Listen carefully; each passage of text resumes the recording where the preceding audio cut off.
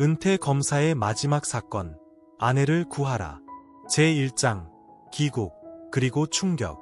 50년 공직 생활의 마침표를 찍고 인천국제공항에 내리는 순간, 오랜 피로가 눈 녹듯 사라지는 기분이었다. 60년 지기 친구들과 함께한 열흘간의 유럽 여행은 내 인생 가장 행복하고 여유로운 시간 중 하나였다. 철도청에서 은퇴한 정수, 대학 교수였던 기태, 그리고 의사 동훈과 함께한 시간은 마치 우리가 다시 20살 청년이 된 듯한 착각을 불러일으켰다. 김 검사, 평생 범인 잡느라 해외여행 한번 제대로 못 갔을 텐데 이번엔 좀 어땠나? 정수가 내 등을 툭 치며 물었다. 말해 뭐 하겠나. 내 인생에 이런 시간이 있다는 것만으로도 감사하지. 더구나 자네들과 함께니 더할 나위 없었네. 비행기에서 내려 입국 심사를 마치고 수화물을 찾는 동안 마음 한구석에는 아내 명자가 계속 걱정되었다. 여보, 나 혼자 잘 지낼 수 있으니 걱정 말고 즐겁게 다녀와오. 명자는 내가 여행을 떠나기 전날까지도 웃으며 말했지만 결혼 40년 만에 처음으로 이렇게 오랜 시간 떨어져 있는 것이었다. 수화물을 찾고 공항 로비에서 휴대폰을 켰다. 아내에게 전화하기 전 아들 민호에게 먼저 연락해 봐야겠다는 생각이 들었다. 민호야, 아비 방금 도착했다. 어머니 잘 계시지? 휴대폰을 귀에 대고 물었다. 전화기 너머로 들려오는 민호의 목소리가 어딘가 무겁고 불안했다. 아버지, 잘 오셨어요? 그런데, 아버지, 언제쯤 집에 도착하세요? 드릴 말씀이 있어서요. 가슴 한구석이 불안하게 조여들었다. 무슨 일이야? 어머니 괜찮으신 거지? 집에 오시면 말씀드릴게요. 택시 타고 오시겠어요? 불길한 예감이 엄습했지만 애써 떨치며 공항에서 바로 택시를 잡아탔다. 서울로 향하는 내내 마음이 무거웠다. 명자에게 직접 전화해볼까 망설이다가 곧 집에 도착할 테니 하는 생각에 참았다. 내가 사는 강남의 아파트에 도착했을 때는 이미 땅거미가 질 무렵이었다. 현관문 열쇠를 꺼내려는데 문이 먼저 스르륵 열렸다. 며느리 소영이었다. 평소에도 썩 다정한 며느리는 아니었지만 오늘따라 유난히 쌀쌀맞게 느껴졌다. 아버님, 오셨어요. 진지는 드셨고요. 뭐라도 차려드릴까요? 인사인지 치조인지 모를 어색한 말투였다. 아니다. 비행기에서 먹었다. 민호는 안에 있느냐? 네, 거실로 들어오세요. 거실에 들어서자 민호가 소파에 굳은 얼굴로 앉아 있었다. 안색이 어둡고 몹시 지쳐 보였다. 무슨 일이 있었던 걸까? 불안감이 점점 커졌다. 민호야, 도대체 무슨 일이냐? 어머니는 어디 계시고? 민호가 무거운 한숨을 내쉬더니 고개를 들었다. 아버지, 우선 앉으세요. 드릴 말씀이 있어요. 소파에 앉자 민호가 무거운 표정으로 입을 열었다. 아버지, 어머니가 요양원에 계세요. 순간 내 귀를 의심했다. 뭐라고? 요양원에? 불과 열흘 전만 해도 멀쩡하셨는데 그게 무슨 소리냐? 민호의 대답은 청천벽력과 같았다. 갑자기 치매 증상이 심해지셔서요. 아버지 안 계신 사이에 위험한 행동을 너무 많이 하셨어요. 가스불을 켜놓고 예출하시고 길을 잃어버리시기도 하고 병원에서 검사 받았는데 중증 치매 판정이 나왔어요. 어쩔 수 없었어요, 아버지. 말문이 막혔다. 40년을 함께 살아온 아내가 갑자기 치매 증상이 심해졌다니. 여행 전에는 전혀 그런 기색이 없었는데 불과 열흘 만에 이런 일이 일어났다는 게 도저히 믿기지 않았다. 그럴 리가 없어. 내가 떠나기 전날만 해도 같이 장 보고 은행 일도 보고 다 멀쩡하셨는데 뭔가 잘못된 거 아니나? 그때 소영이가 거실로 들어왔다. 무표정한 얼굴로 커피 2잔을 내려놓더니 싸늘하게 말했다. 아버님, 치매가 다 그렇죠. 갑자기 악화될 수도 있는 거예요. 특히 연세가 있으신 분들은 더 그렇다고 하더라고요. 뭐라고? 겨우 71인데 무슨 고령이란 말이냐. 소영은 눈을 흘기며 쏘아붙였다. 어쨌든 이미 3등급 치매 판정도 받으셨고 요양원에도 입소하셨으니까요. 지금 와서 어쩔 수 없는 일 아니겠어요? 가만히 있던 민호가 끼어들었다. 소영아, 그런 식으로 말씀드리면 어떡해. 그러곤 저를 향해 시선을 피했다. 아버지, 저도 처음엔 믿기지 않았어요. 하지만 병원에서 정밀 검사도 받고 의사 선생님도 명백한 치매라고 하셨어요. 머릿속이 터질 것처럼 복잡했다. 이 모든 상황이 너무나 갑작스러웠고 도저히 이해할 수 없었다. 그런데 뭔가 석연치 않은 구석이 있었다. 소영의 태도는 지나치게 냉정했고 민호는 왜 저렇게 아내의 눈치를 보는 걸까? 전직 검사로서의 직감이 강하게 경고 신호를 보내고 있었다. 하지만 일단은 아내부터 만나봐야 했다. 어느 요양원이나? 지금 당장 가봐야겠다. 민호가 당황한 표정으로 말했다. 아버지, 지금은 면회 시간이 지났어요. 내일 아침에 제가 모시고 갈게요. 말도 안 되는 소리. 내 아내가 갑자기 요양원에 있다는데 왜 지금 못 가? 당장 주소나 알려줘. 소영이 못마땅한 듯 한숨을 내쉬며 말했다. 아버님도 참. 그럼 제가 운전해 드릴게요.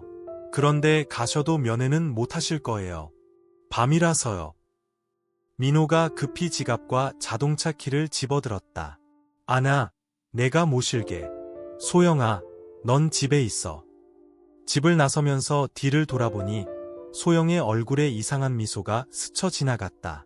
불안과 초조함, 그리고 어딘가 모를 만족감 같은 것이 뒤섞인 듯한 섬뜩한 표정이었다.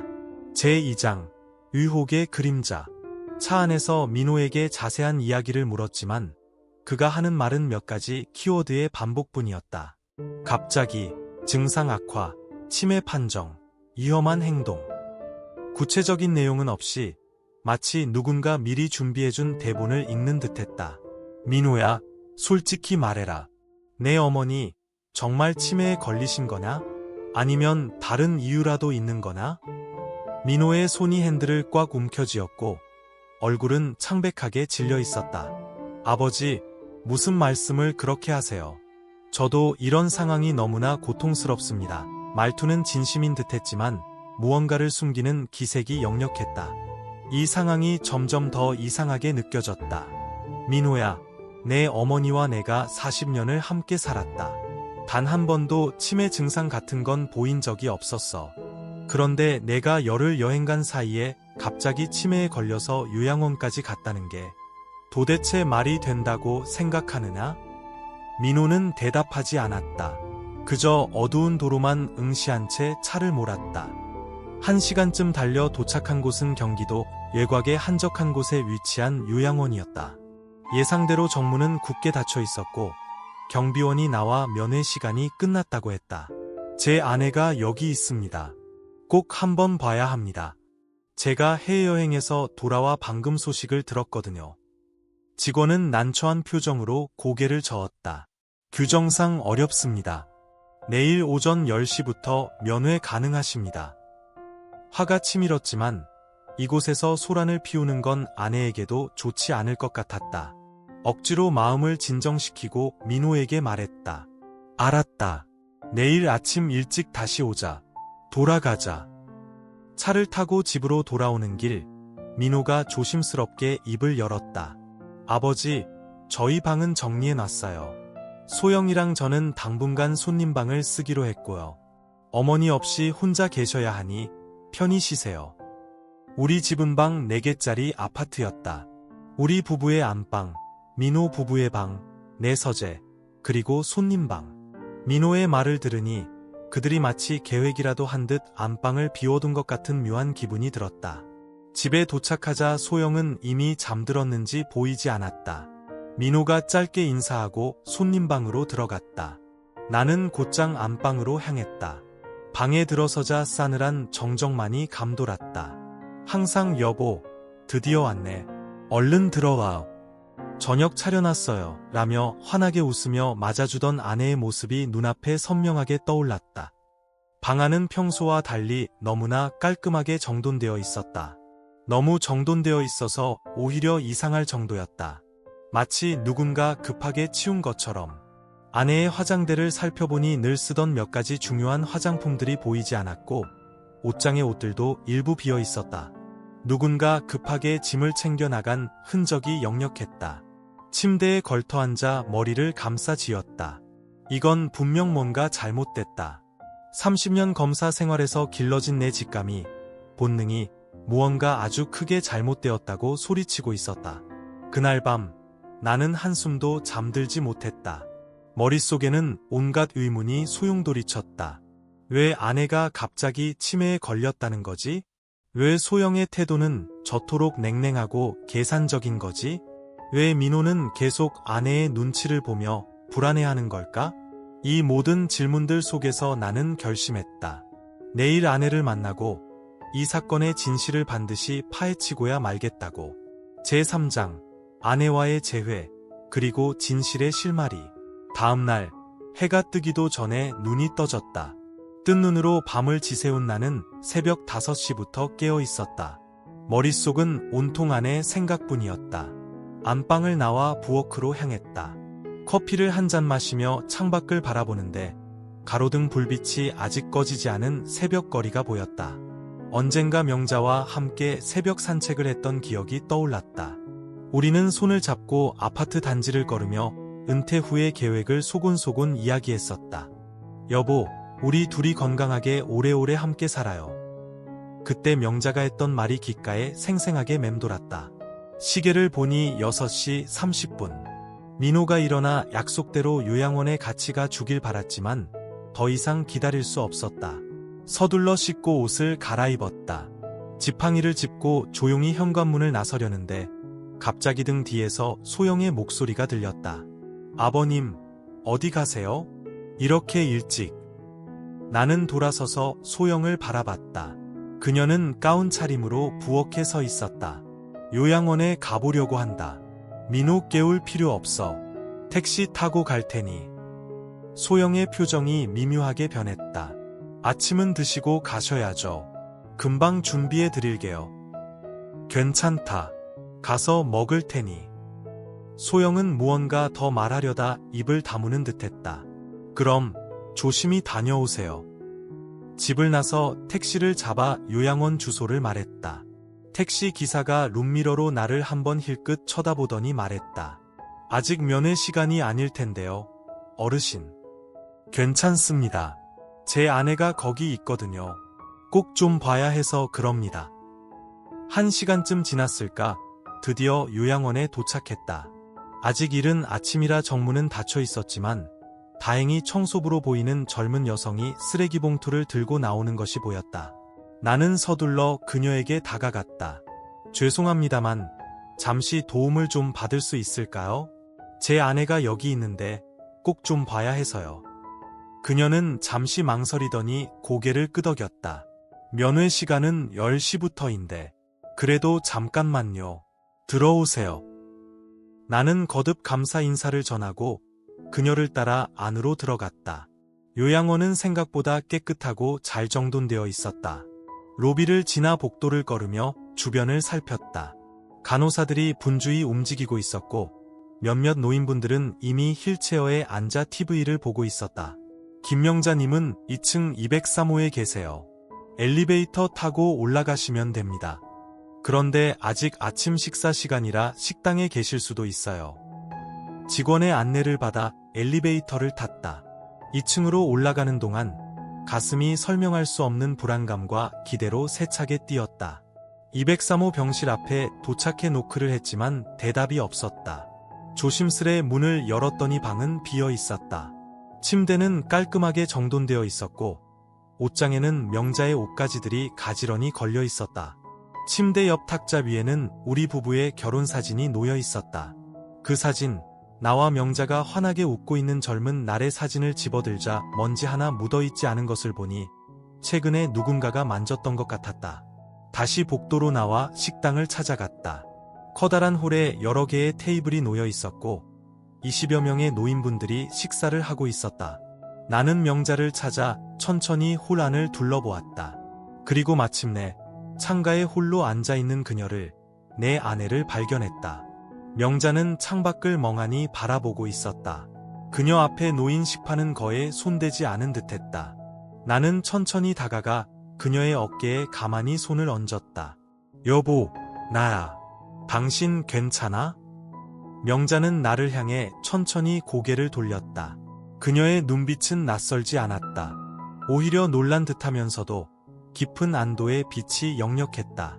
어머, 당신이었어? 여보, 빨리 나 좀 여기서 데리고 나가줘, 제발. 여기서 나가고 싶어. 명자의 말에 나는 순간 혼란스러웠다. 치매 환자라면 이렇게 또렷하게 말하고 상황을 정확히 인지할 수 있을까? 나는 그녀의 손을 꼭 잡았다. 여보, 도대체 무슨 일이 있었던 거야? 왜 갑자기 여기에 있게 된 거냐고? 명자가 황급히 주변을 둘러보더니 작은 목소리로 속삭였다. 나중에 얘기해요. 여기선 조심해야 해. 저 사람들이 다 지켜보고 있어. 그 순간 간호사 한 명이 우리에게 다가왔다. 아, 보호자분이시군요. 면회 시간이 아직 시작되지 않았는데요. 나는 최대한 정중하게 대답했다. 죄송합니다. 제가 해외에서 방금 돌아와서요. 아내 상태가 어떤지 너무 궁금해서 일찍 와봤습니다. 간호사는 의심스러운 눈빛으로 우리를 번갈아 보더니 말했다. 김명자 어르신은 3등급 치매 판정을 받으셨어요.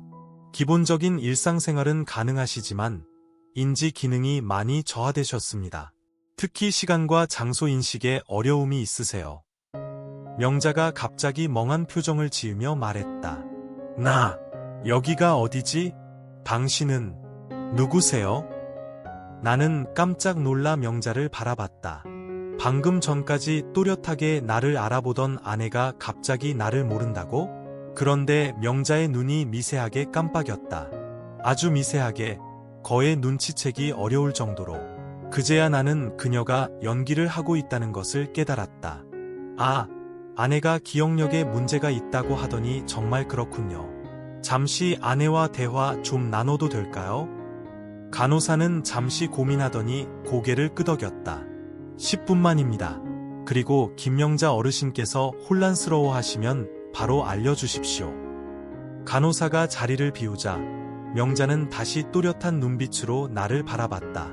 여보, 제발 나 좀 여기서 데리고 나가줘. 나 치매 아니야. 소영이가 이런 짓을 벌인 거야. 나는 그녀의 손을 더욱 꼭 잡았다. 무슨 말이야? 자세히 얘기해봐. 명자는 떨리는 목소리로 지난 열흘간의 악몽을 털어놓았다. 소영이가 며칠 전에 누가 집에 찾아올 거라고 했어요. 그러면서 이것저것 물어보면 전부 모르는 척하라고.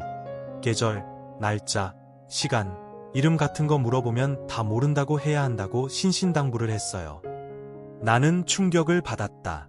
그래서 어떻게 됐는데? 알고 봤더니 그 사람이 치매 등급 판정하는 사람이었어요. 내가 소영이가 시킨 대로 다 모른다고 하니까 3등급 치매로 판정이 나왔어요. 명자의 눈에 눈물이 그렁그렁 맺혔다. 그리고 나서 얼마 안 돼서 소영이랑 민호가 와서는 내 짐을 대충 싸더니 여기로 나를 데리고 왔어요. 내가 아무리 치매 아니라고 소리쳐도 소용없었어요. 여기 직원들은 내가 정말 치매 환자인 줄 아니까요. 가슴이 미어지는 것 같았다. 내 아내가, 내 소중한 명자가 저 어린 것들의 속임수에 넘어가 이런 옛땅 곳에 갇혀 있었다니. 그것도 친아들과 며느리의 손에 의해서. 분노가 치밀어 올랐지만 지금은 냉정을 유지해야 했다. 여보, 걱정 마. 내가 당신을 여기서 반드시 꼭 데리고 나갈게. 하지만 지금 당장은 안 돼. 증거를 수집하고 철저히 준비를 해야 해. 그때 다른 할머니 한 분이 천천히 우리 테이블로 다가왔다. 휠체어를 타고 있었는데 얼굴이 몹시 슬퍼 보였다. 아가씨, 나도 집에 가고 싶어. 우리 아들이 곧 데리러 올 거야. 내 방은 어디지? 그 할머니는 진짜 치매 증상을 보이고 있었다. 명자가 그 할머니의 손을 따뜻하게 잡아주었다. 괜찮아요. 박 할머니. 곧 방으로 모셔다 드릴게요. 나는 그 광경을 보며 깨달았다. 이곳에 있는 다른 노인분들은 정말로 치매를 앓고 계셨지만 나의 아내는 멀쩡했다. 하지만 이 요양원에서는 그녀도 똑같은 치매 환자로 취급받고 있었던 것이다. 간호사가 다시 돌아왔다. 면회 시간이 끝났습니다. 정식 면회 시간에 다시 오셔야 합니다. 나는 아내의 손을 한 번 더 꼭 잡아주었다. 곧 다시 올게. 아무 걱정하지 마. 명자는 눈물을 애써 참으며 고개를 끄덕였다. 그리고 다시 간호사가 보고 있다는 것을 의식한 듯 혼란스러운 표정을 지었다. 당신은 누구시죠? 우리 아들 민호는 어디 있어요? 나는 마음이 아팠지만 그녀의 연기에 맞춰 침착하게 대답했다. 저는 김 검사입니다. 민호 아버지고요. 곧 민호도 올 겁니다. 나는 곧장 원장실로 향했다. 문을 두드리고 들어가자 50대로 보이는 여성 원장이 나를 맞았다. 안녕하세요. 무엇을 도와드릴까요? 저는 김명자 씨의 남편 김재현이라고 합니다. 제 아내가 어떻게 이곳에 오게 됐는지 자세한 경위를 알고 싶습니다. 원장은 컴퓨터 화면을 확인하더니 말했다. 김명자 어르신은 공식 보호자인 아드님 김민호 씨와 며느님 이소영 씨가 등급 판정서와 함께 입소 신청을 하셨습니다. 남편분의 동의서도 첨부되어 있고요. 제 동의서요? 그건 불가능합니다. 저는 그때 해외에 있었는데요. 원장이 놀란 표정으로 나를 바라봤다. 하지만 서류상으로는 모든 것이 완벽하게 갖춰져 있습니다. 혹시 출국 전에 서명하신 것이 아닐까요? 나는 단호하게 고개를 저었다. 절대 그럴 리 없습니다. 그 서류, 제가 좀 볼 수 있을까요? 원장은 잠시 망설이더니 서류철을 꺼내 나에게 보여주었다. 거기엔 분명 내 서명이 있었다. 하지만 자세히 보니 뭔가 이상했다. 글씨체가 미묘하게 달랐고 내가 평소 서명할 때 넣는 작은 습관적인 표시가 빠져 있었다. 이건 제 서명이 아닙니다. 위조된 것 같군요. 원장의 얼굴이 하얗게 질렸다. 그럴 리가요. 저희는 절차대로만 진행했을 뿐인데요. 나는 최대한 침착하게 말했다. 지금 당장은 아내를 데려가지 않겠습니다. 하지만 이 사건, 제가 철저히 조사할 겁니다. 그리고 조만간 정식으로 아내를 퇴소시킬 테니 그리 아십시오. 요양원을 나와 택시를 탔다. 집으로 돌아가는 길, 마음이 천 갈래만 갈래로 찢어지는 듯했다. 아내가 치매가 아니라는 사실은 한편으론 천만다행이었지만 그것이 의미하는 바는 너무나 끔찍했다. 내 아들과 며느리가 계획적으로 아내를 속여 요양원에 가두었다니. 도대체 왜, 무엇이 그들을 그렇게 만들었을까? 이 강남 아파트 때문인가? 집에 도착하자 소영이가 현관 앞에서 초조한 듯 서성이고 있었다. 나를 보자마자 다급하게 달려왔다. 아버님, 민호 씨가 아침에 일어나서 아버님 안 계셔서 얼마나 걱정했는지 몰라요. 어머님은 잘 만나 뵈셨어요? 나는 그녀를 싸늘하게 쏘아보았다. 그래, 다녀왔다. 내 시어머니를 똑똑히 만나고 왔지. 소영의 얼굴이 순간 하얗게 질렸다. 아, 어머님, 상태가 어떠셨어요? 민호 어디 있느냐? 우리 셋이 다 같이 얘기 좀 해야겠다. 지금 출근했어요. 회사에 있을 거예요. 나는 소영을 지나쳐 집 안으로 들어갔다. 거실 소파에 앉아 생각을 정리했다. 이제 진실을 파헤치고 아내를 구해내기 위한 치밀한 계획을 세워야 했다. 소영은 불안한 듯 나를 곁눈질하며 부엌에서 서성였다. 차라도 한 잔 드릴까요? 아버님? 소영이 어색하게 물었다. 됐다. 나는 단호하게 대답했다. 소영아, 내가 지금 뭘 알고 있는지 너도 어렴풋이 짐작하고 있겠지? 소영은 당황한 듯 어색하게 웃었다. 아버님, 그게 무슨 말씀이세요? 내 시어머니, 명자는 치매가 아니다. 순간 거실에 싸늘한 침묵이 흘렀다. 소영의 얼굴에서 거짓 미소가 사라졌다. 그녀의 눈에는 두려움과 함께 재빨리 상황을 계산하는 듯한 빛이 교차하는 것이 보였다. 내 직감이 옳았다. 이제 추악한 진실을 밝혀낼 때가 온 것이다. 제4장, 반격의 서막. 거실 소파에 앉아있던 나는 소영과의 대화를 중단하고 내 서재로 들어왔다. 창가에 서서 복잡한 생각에 잠겼다. 소영의 태도, 아내가 그렇게 갑자기 치매 판정을 받았다는 것, 모든 것이 부자연스러웠다. 그때 휴대폰이 울렸다. 민호였다. 아버지, 어머니 만나고 오셨다고 들었어요. 어떠셨어요? 민호의 목소리에는 긴장감이 역력했다. 그래, 내 어머니는 치매가 아니다. 전화기 너머로 잠시 침묵이 흘렀다. 이윽고 민호가 조심스럽게 말했다. 아버지, 그게 무슨 말씀이세요? 오늘 퇴근하면 얘기하자. 집에 일찍 들어오너라. 휴대폰을 끊고 생각에 잠겼다. 민호의 반응을 보니 그도 이 일에 어느 정도 연루된 것이 분명했다. 하지만 내 오랜 검사 생활의 직감으로는 이 모든 일을 주도 면밀하게 계획한 사람은 소영일 것이라는 확신이 들었다. 민호는 아마도 소영의 감언이설에 넘어가거나 압박에 못 이겨 동조한 것으로 보였다. 오후 시간, 집안은 소영이 자기 방에 틀어박혔는지 쥐 죽은 듯 조용했다.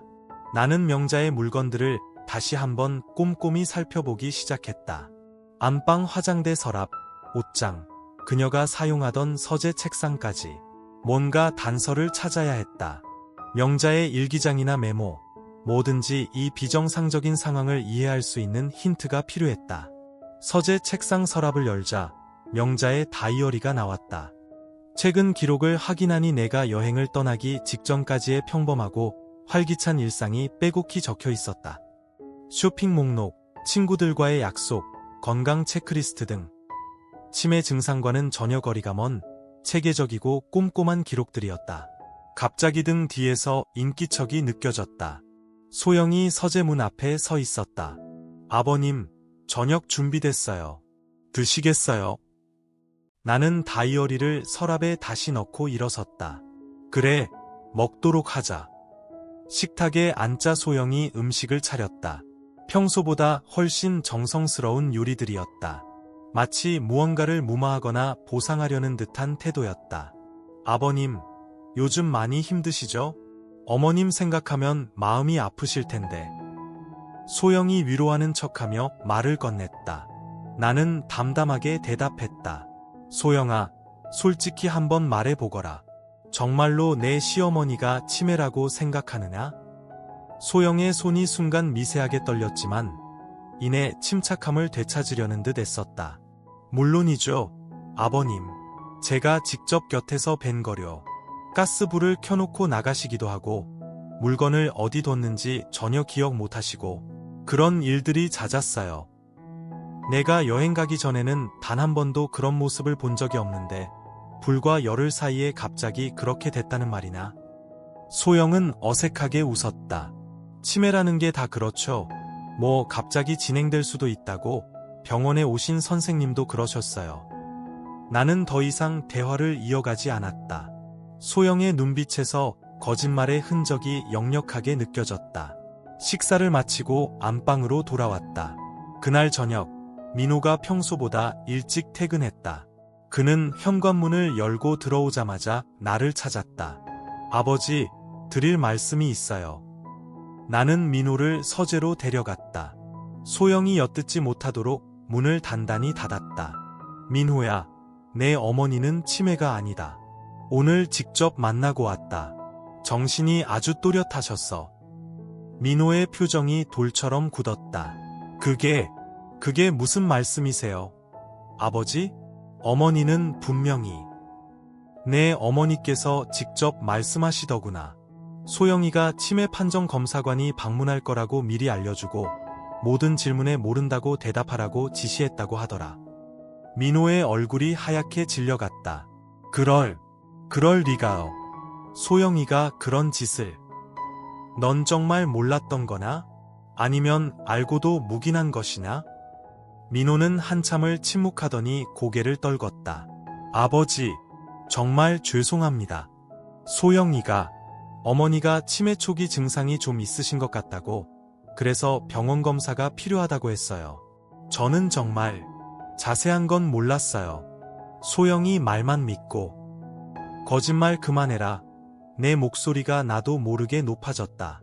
내 어머니가 정말 치매라면 내가 몰랐겠느냐? 40년을 함께 산 사람이다. 그리고 치매 등급 판정이 그렇게 쉽게 며느리 말 한마디로 조작될 수 있을 리가 없어. 내가 알면서도 묵인한 것이겠지.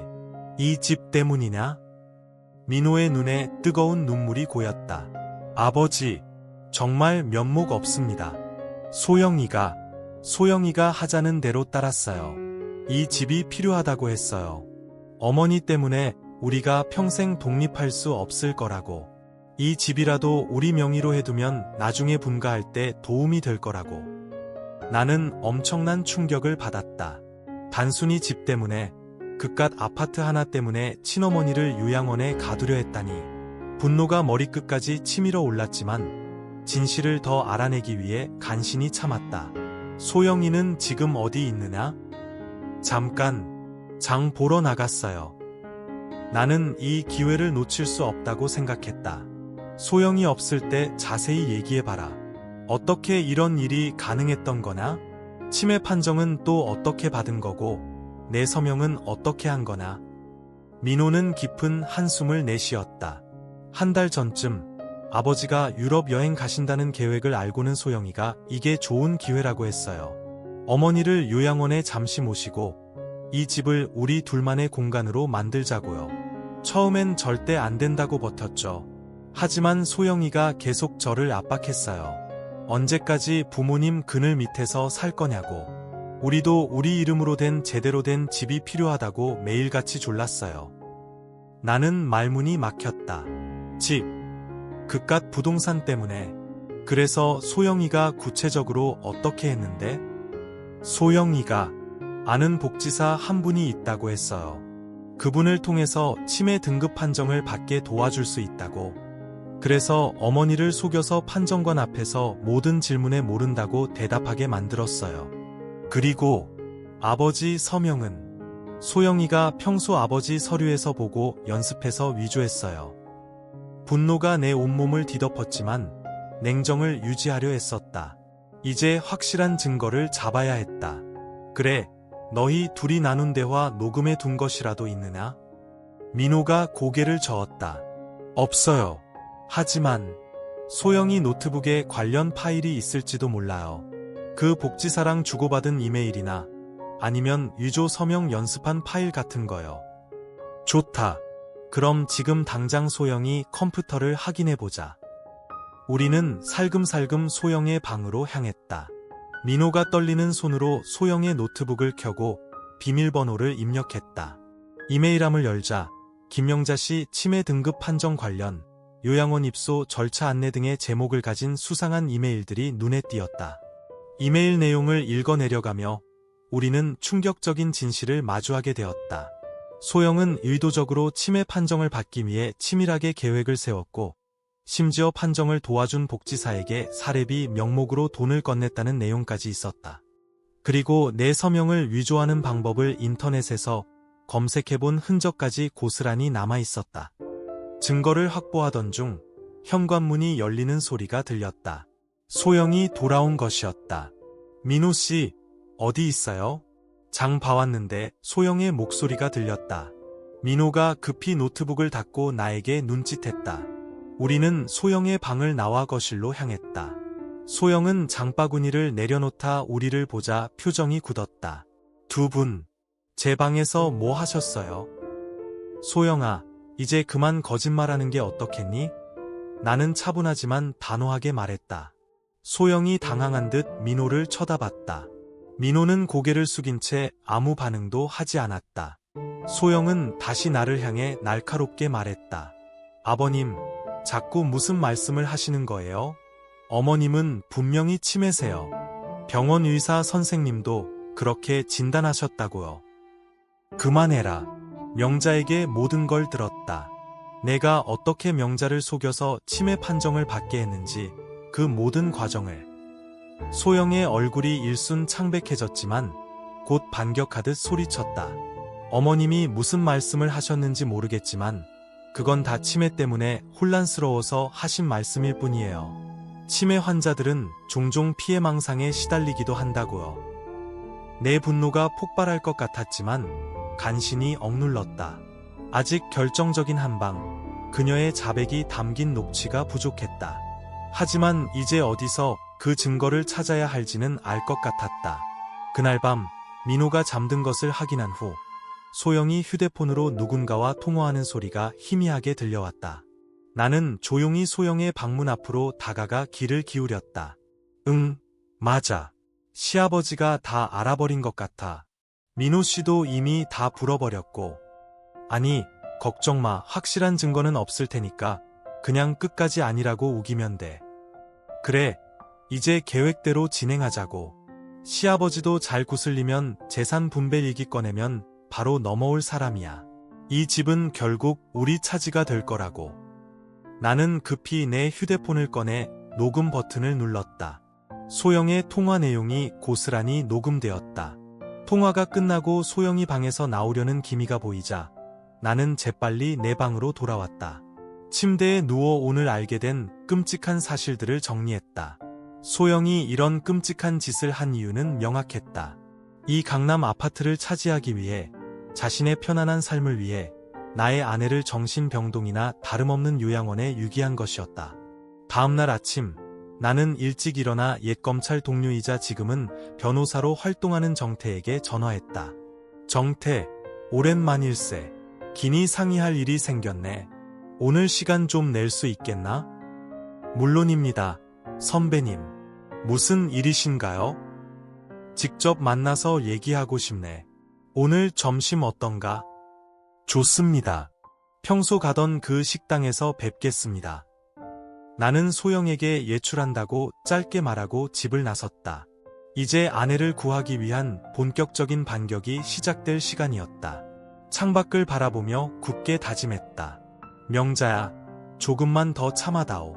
내가 반드시 너를 구해내고 이 일의 책임자들에게 그 죄값을 똑똑히 치르게 할 테니. 제5장, 치밀한 증거 수집. 나는 출근 준비를 하는 소영과 민호의 움직임을 전날 밤 서재와 거실에 몰래 설치해 둔 소형 카메라를 통해 확인했다. 침실 구석에 마련한 작은 노트북으로 실시간 영상을 지켜보고 있었다. 민호는 평소보다 더 침울해 보였고, 소영은 몇 번이나 전화 통화를 하며 낮은 목소리로 무언가를 지시하거나 확인하는 듯했다. 안타깝게도 소리가 너무 작아 내용을 정확히 파악할 수는 없었다. 두 사람이 집을 나선 후 나는 더 정확한 녹음을 위해 추가 장비를 설치하기로 결심했다. 근처 전자제품 매장에 들러 고성능 소형 녹음기 몇 개를 구입했다. 집으로 돌아와 거실 테이블 및 소파 쿠션 뒤, 그리고 소영이 가방을 주로 놓는 현관 선반 뒤편에 작은 녹음기를 교묘하게 숨겼다. 시계를 보니 11시 30분. 정태와의 약속 시간이 다가오고 있었다. 서둘러 옷을 갈아입고 강남의 한 고급 한정식집으로 향했다. 이곳은 나와 정태가 검사 시절부터 종종 찾던 곳으로 중요한 이야기를 나누기에 적합한 조용한 룸이 있었다. 식당에 도착하자 정태가 이미 자리에 앉아 나를 기다리고 있었다.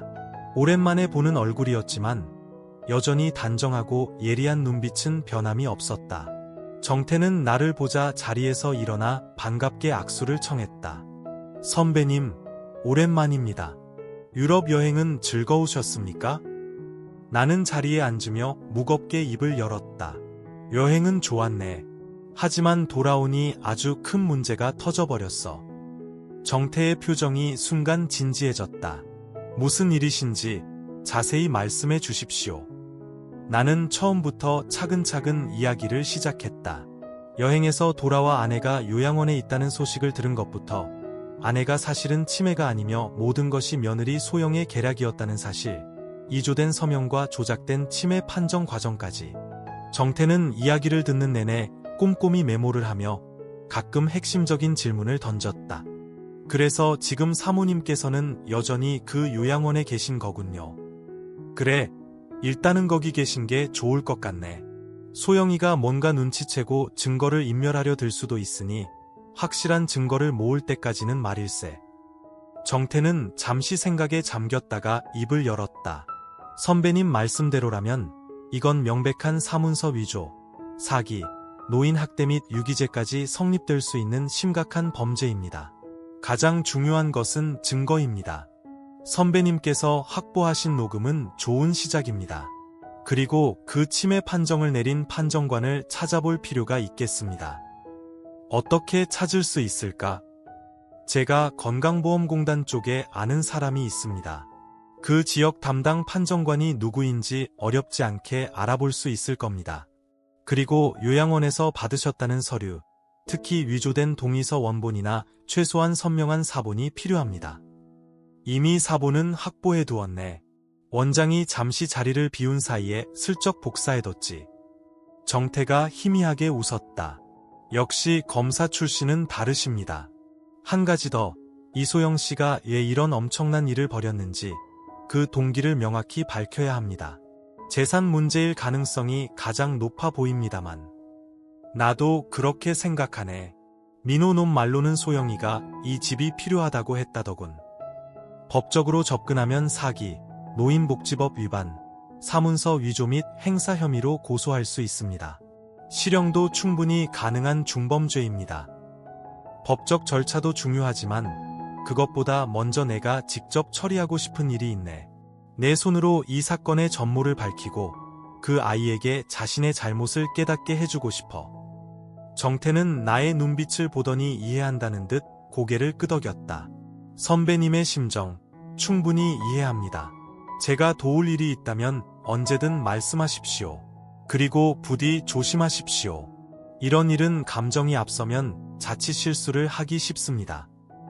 식사를 마치고 헤어질 때 정태가 마지막으로 말했다. 내일쯤 치매 판정관 정보를 알아내서 연락드리겠습니다. 그리고 증거 수집에 더욱 신경 쓰십시오. 특히 며느리의 자백이 담긴 녹취나 공모를 의논하는 대화 내용이 결정적일 수 있습니다. 레스토랑을 나와 차를 몰고 집으로 향하던 중 문득 아내가 걱정되었다. 요양원으로 방향을 틀었다. 이번에는 공식 면회 시간이었기에 아무런 문제 없이 명자를 만날 수 있었다. 요양원 로비에 들어서자 직원이 반갑게 맞아주었다. 김명자 어르신 보호자분 오셨네요. 오늘은 기분이 좋아 보이세요. 정원에 다른 어르신들과 함께 계십니다. 나는 고개를 끄덕이고 정원으로 향했다. 명자는 작은 화단 근처 벤치에 앉아 있었다. 다른 노인 몇 분과 함께 화초에 물을 주는 모습이었다. 나를 보자 명자의 눈이 반짝였지만 곧 주변을 살피며 조심스러운 표정을 지었다. 여보, 왔구나. 나는 그녀 옆에 앉았다. 응, 오늘 기분은 좀 어때? 별로야. 빨리 집에 가고 싶어. 명자의 눈에 눈물이 고이는 것 같았다. 나는 그녀의 손을 꼭 잡았다. 조금만 더 참아.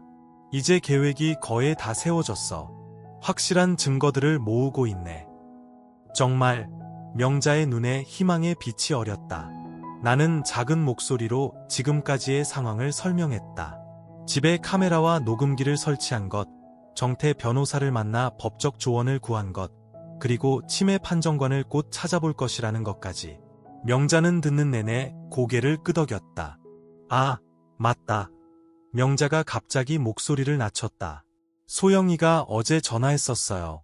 이틀 후에 요양원에서 가족 초청 행사가 있다고 당신이랑 같이 꼭 오라고 하더라고요. 그러면서 뭐라고 하든 너무 걱정하지 말라고, 좋은 요양원이니 잘 지내시라고, 뭐 그런 말을 하더라고요. 그리고 당신이 나를 여기서 데려갈 생각을 하지 않도록 잘 좀 설득해 달라고 했어요. 그 말에 분노가 치밀었지만 억지로 참았다. 알겠어. 이틀 후 행사 때 우리가 같이 올 거야. 그때까지 평소처럼 행동해. 치매인 척하는 거 잊지 말고. 명자는 굳은 얼굴로 고개를 끄덕였다. 알았어요. 그런데 여기 너무 외롭고 무서워. 다른 환자분들은 정말 치매라서 대화도 잘 안 통하고. 알아. 조금만 더 참아. 내가 곧 데리러 올게. 요양원을 나오면서 나는 다시 한번 굳게 결심했다. 이 일을 반드시 바로잡고 소영에게는 그 죄에 합당한 대가를 반드시 치르게 할 것이라고. 집으로 돌아오자마자 설치해둔 녹음기와 카메라 영상을 확인했다. 소영이 몇 번인가 전화 통화를 했는데 그중 하나의 내용이 귀에 확 들어왔다. 응. 어머니한테는 전화해서 떠봤어. 아직도 바보처럼 모르는 척 잘하고 있더라. 그래. 이제 이 집은 문제없어. 시아버지도 곧 구슬려서 우리한테 유리하게 처리할 수 있을 거야.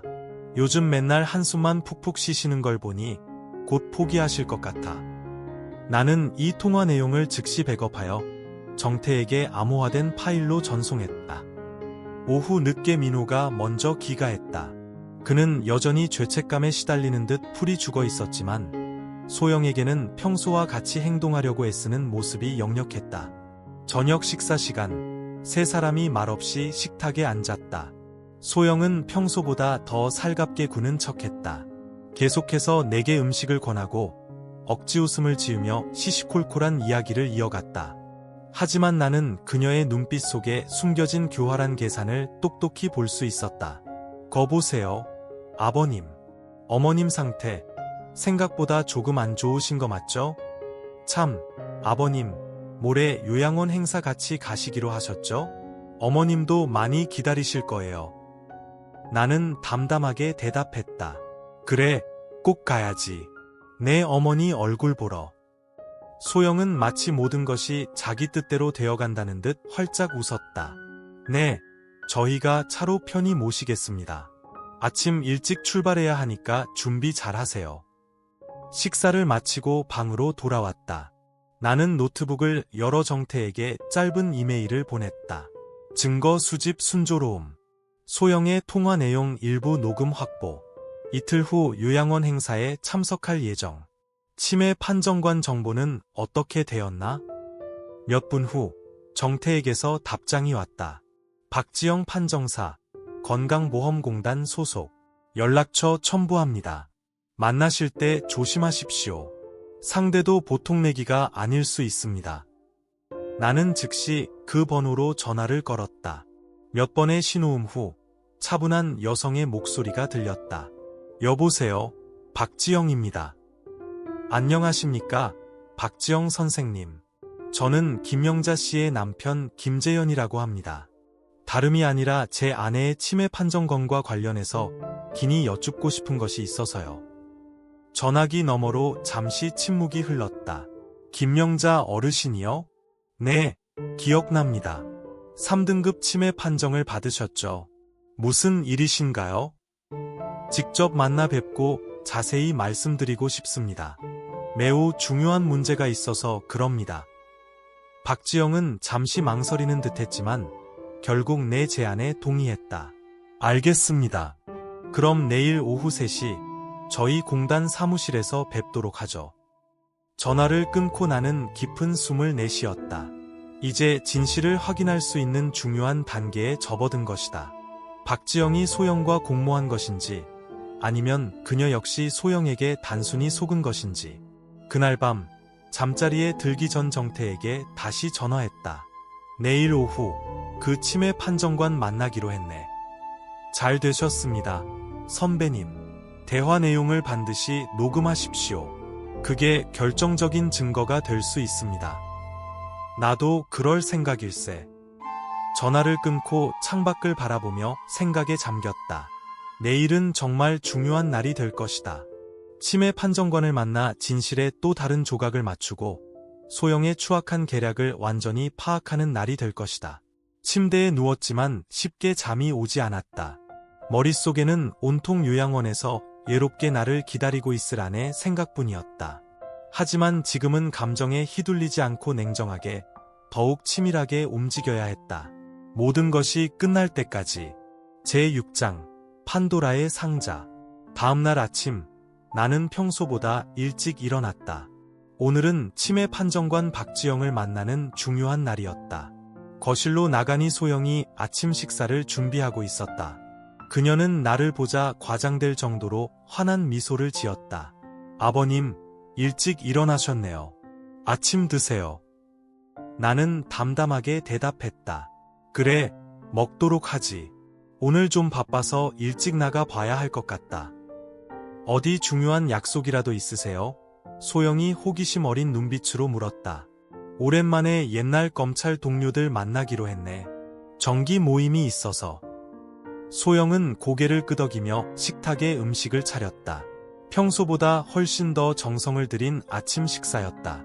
나는 속으로 비웃었다. 이제 와서 이런 가식적인 연기를 한다고 내가 속을 것 같으나? 식사를 마치고 방으로 돌아와 옷을 갈아입었다.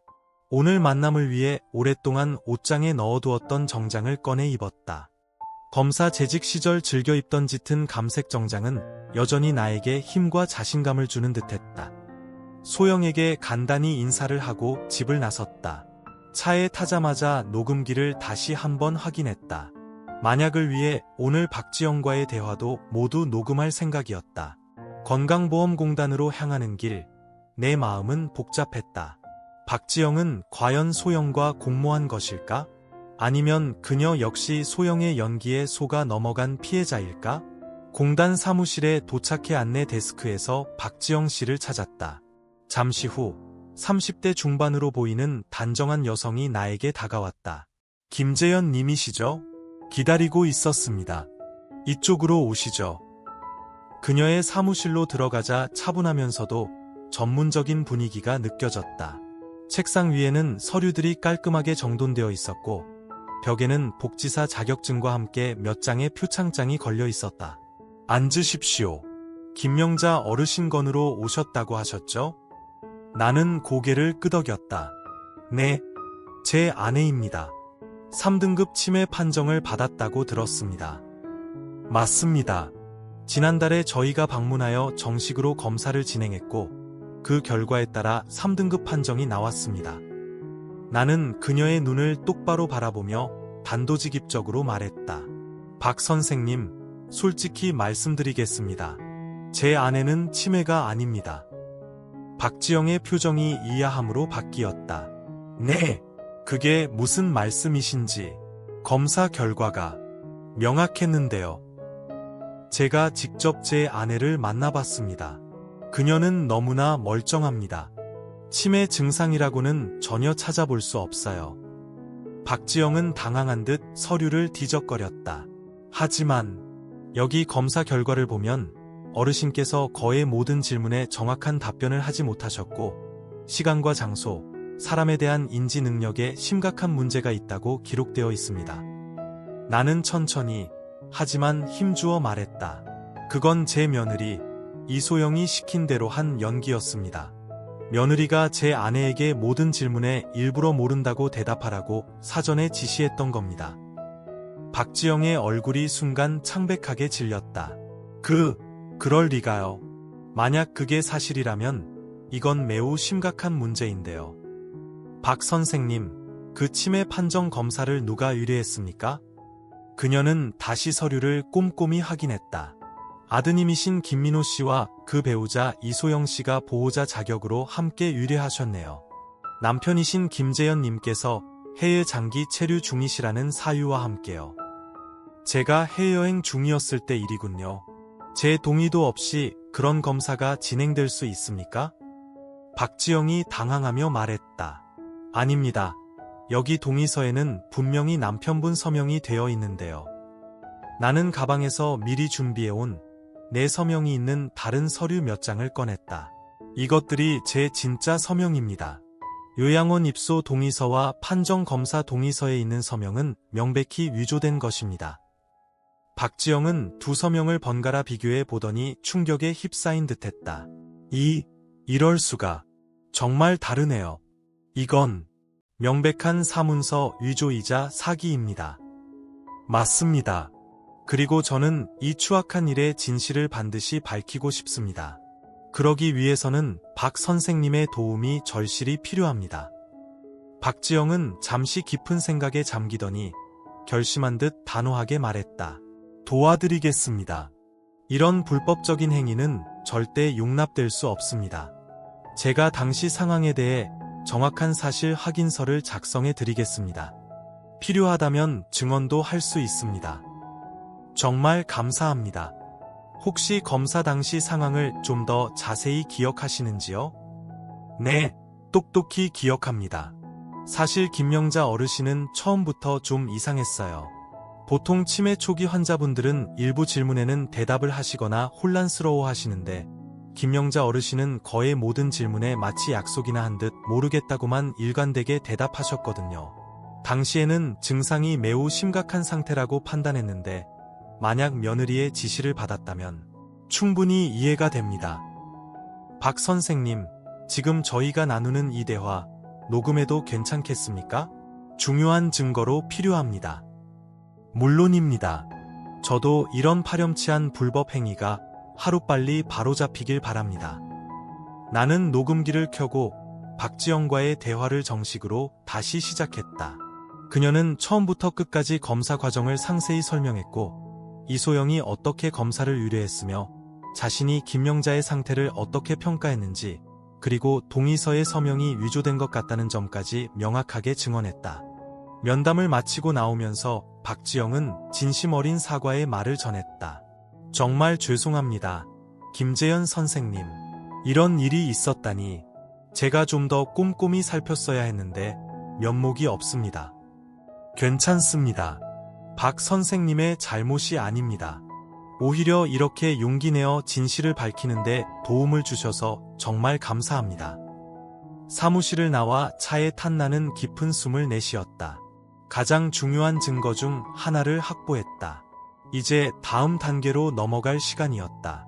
차를 몰고 법원 근처의 한적한 카페로 향했다. 정태가 그곳에서 나를 기다리고 있었다. 그는 나를 보자마자 자리에서 일어났다. 선배님, 어떻게 되셨습니까? 나는 만족스러운 표정으로 녹음기를 그의 앞에 내밀었다. 박지영 판정사의 증언을 확보했네. 소영이가 의도적으로 치매 판정을 유도했고 내 서명까지 위조했다는 명백한 증거지. 정태는 기뻐하며 고개를 끄덕였다. 훌륭하십니다. 선배님. 이제 사모님께서 치매가 아니라는 것을 확실히 증명할 수 있게 되었습니다. 그럼 이제 법적으로는 어떻게 진행해야 하나? 정태가 서류 가방에서 몇 장의 서류를 꺼냈다. 두 가지 방향으로 동시에 진행할 수 있습니다. 첫째, 이소영 씨와 김민호 씨를 사기, 사문서 위조 및 동행사, 노인복지법 위반, 학대 및 유기, 혐의로 형사 고소하는 방법입니다. 둘째, 치매 판정 자체를 무효화하고 사모님을 요양원에서 즉시 모셔오는 행정 절차를 밟는 방법이죠. 나는 고개를 끄덕였다. 둘 다 진행하고 싶네. 그래야 그 아이들이 저지른 죄의 무게를 깨달을 수 있겠지. 알겠습니다. 우선 내일이 그 요양원 행사라고 하셨죠? 선배님께서는 예정대로 행사에 참석하십시오. 그동안 제가 고소장을 완벽하게 준비해 놓겠습니다. 그리고 사모님을 위한 판정 무효화 및 긴급보호조치 신청도 시작하겠습니다. 고맙네, 정태. 자네가 있어서 정말 든든하군. 카페를 나와 집으로 향하는 길, 나는 내일 있을 요양원 행사를 생각했다. 그곳에서 소영을 어떻게 대해야 할까? 증거는 충분히 모았지만 아직 마지막 결정적인 한 방, 소영이 스스로 자신의 죄를 자백하게 만들어야 했다. 그러기 위해서는 치밀한 함정이 필요했다. 집에 도착하자 소영이 현관에서 나를 맞이했다. 여전히 아무것도 모른다는 듯한 순진한 표정이었다. 아버님, 오셨어요? 동료분들과 모임은 즐거우셨어요? 그래, 오랜만에 옛 동료들 만나니 좋더구나. 나는 담담하게 대답했다. 소영은 평소보다 더 친절하고 살갑게 굴었다. 내일 요양원 행사 준비는 다 했어요. 아침 일찍 출발해야 하니까 푹 쉬세요. 아버님. 그래, 알았다. 방으로 들어가 옷을 갈아입고 설치해둔 카메라 영상을 확인했다. 아니나 다를까, 소영이 낮에 누군가와 또 전화 통화를 하는 모습이 녹화되어 있었다. 응, 내일이 그 행사야. 시아버지도 같이 간다고 했어. 걱정 마. 다 계획대로 착착 진행되고 있으니까. 시어머니는 아직도 그 바보 같은 연기를 하고 있다고 복지사한테 전화해서 확인했거든. 완전 치매라니까. 의심의 여지가 없어. 분노가 다시 한번 치밀었지만 억지로 참았다. 이제 거의 다 왔다. 내일이면 이 모든 지긋지긋한 연극이 끝날 것이다. 저녁 식사 시간, 세 사람이 조용히 식사를 했다. 민호는 여전히 불안한 기색을 감추지 못했고 소영은 이상할 정도로 활기차고 들떠 보였다. 아버님, 요즘 어머님 생각하면 많이 속상하시죠? 제가 더 잘해드려야 하는데. 소영이 위로하는 척하며 가증스럽게 말했다. 나는 고개를 끄덕이며 낮은 목소리로 대답했다. 그래. 40년을 함께 산 사람인데 갑자기 이런 일이 생기니 아직도 받아들이기가 힘들구나. 치매는 어쩔 수 없는 병이잖아요. 저희도 처음에는 정말 믿기 힘들었어요. 소영의 말에는 일말의 진심도 느껴지지 않았다. 그런데 참 이상하지 않니?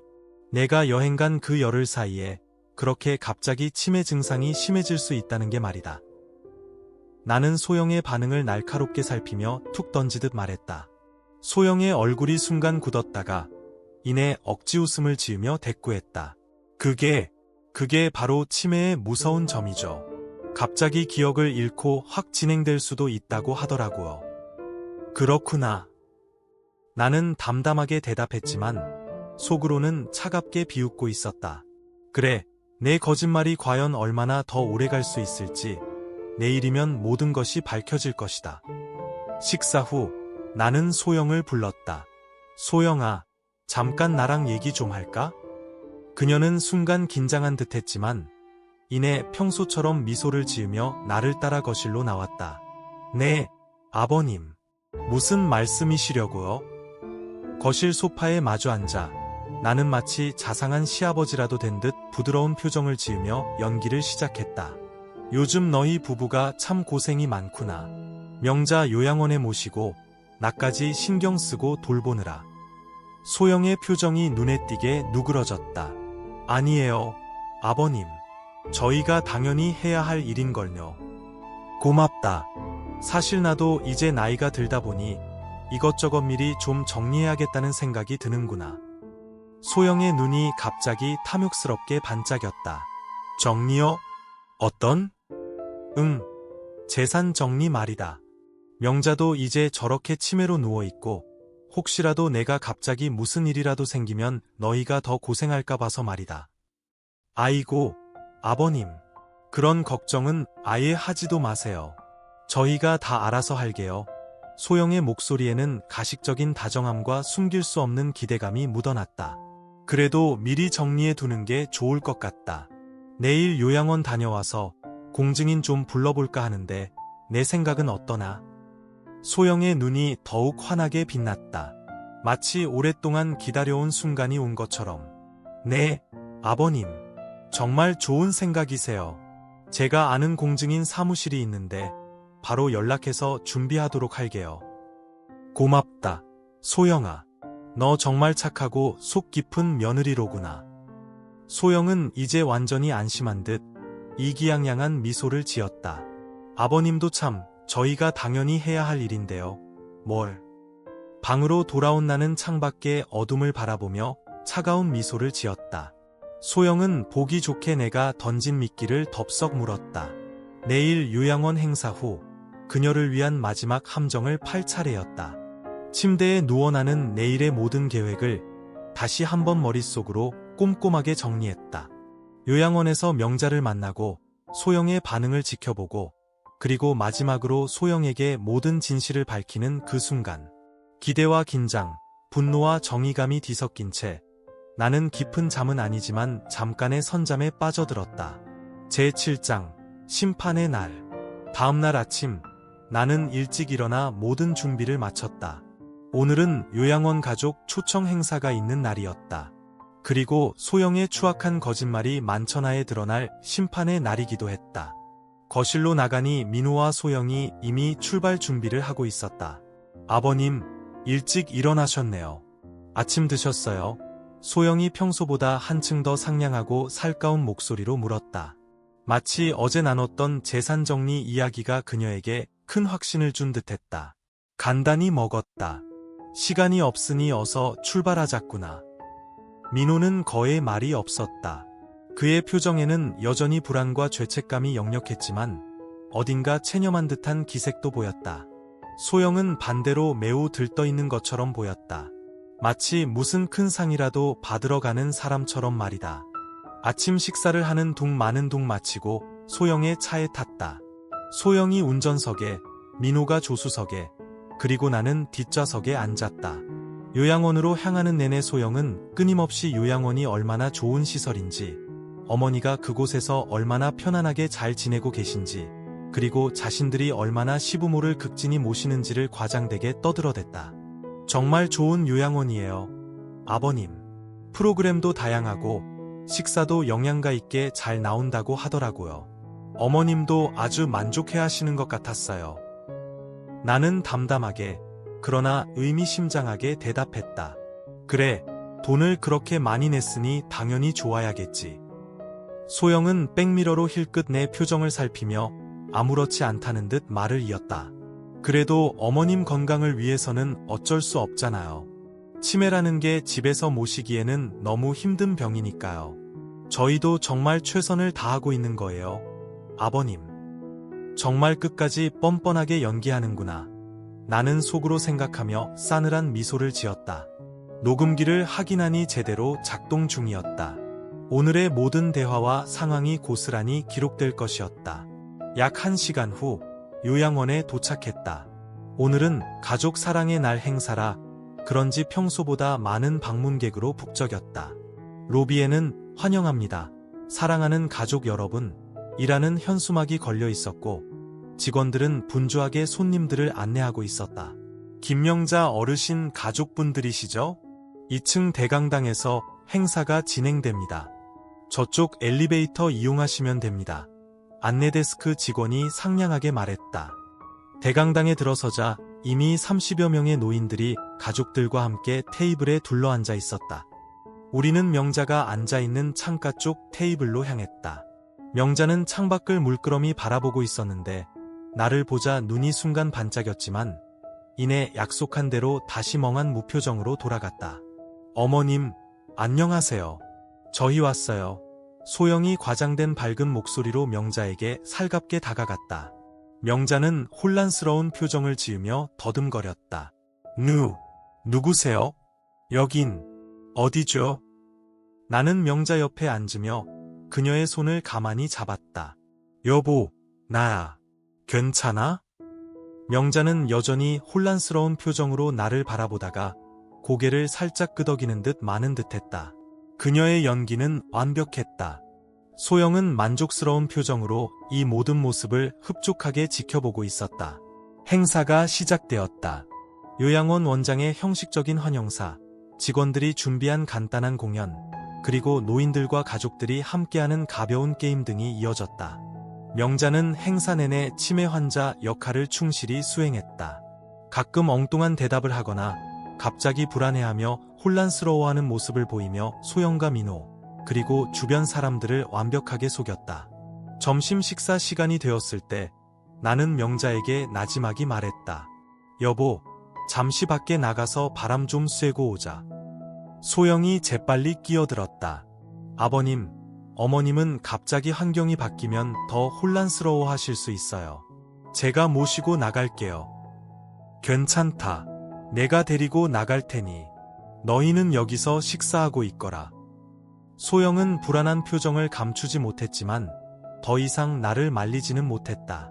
나는 명자의 손을 잡고 정원으로 나갔다. 아무도 없는 벤치에 앉자 명자가 안도의 한숨을 깊게 내쉬었다. 여보, 힘들었지? 이제 거의 다 끝나가. 나는 그녀의 손을 따뜻하게 감싸 잡았다. 정말 이제 집에 갈 수 있는 거예요? 명자의 눈에 간절한 희망이 빛났다. 오늘 이 자리에서 모든 걸 밝힐 거야. 치매 판정관도 만났고 내가 치매가 아니라는 증거도 충분히 확보했어. 명자는 기쁨과 서름이 뒤섞인 눈물을 조용히 흘렸다. 고마워요, 여보. 당신이 아니었다면 이곳에서 매일매일이 지옥 같았어요. 다들 나를 진짜 치매 환자 취급하고 내가 아무리 아니라고 말해도 아무도 내 말을 믿어주지 않았죠. 나는 그녀를 가만히 안아주었다. 이제 곧 끝날 거야. 그동안 정말 고생 많았어, 명자야. 잠시 후 소영이 걱정스러운 표정을 가장하며 정원으로 따라 나왔다. 아버님, 어머님, 식사하실 시간이에요. 어서 들어오세요. 나는 명자와 함께 다시 대강당으로 돌아갔다. 식사를 하는 내내 소영은 과장될 정도로 친절하게 굴었다.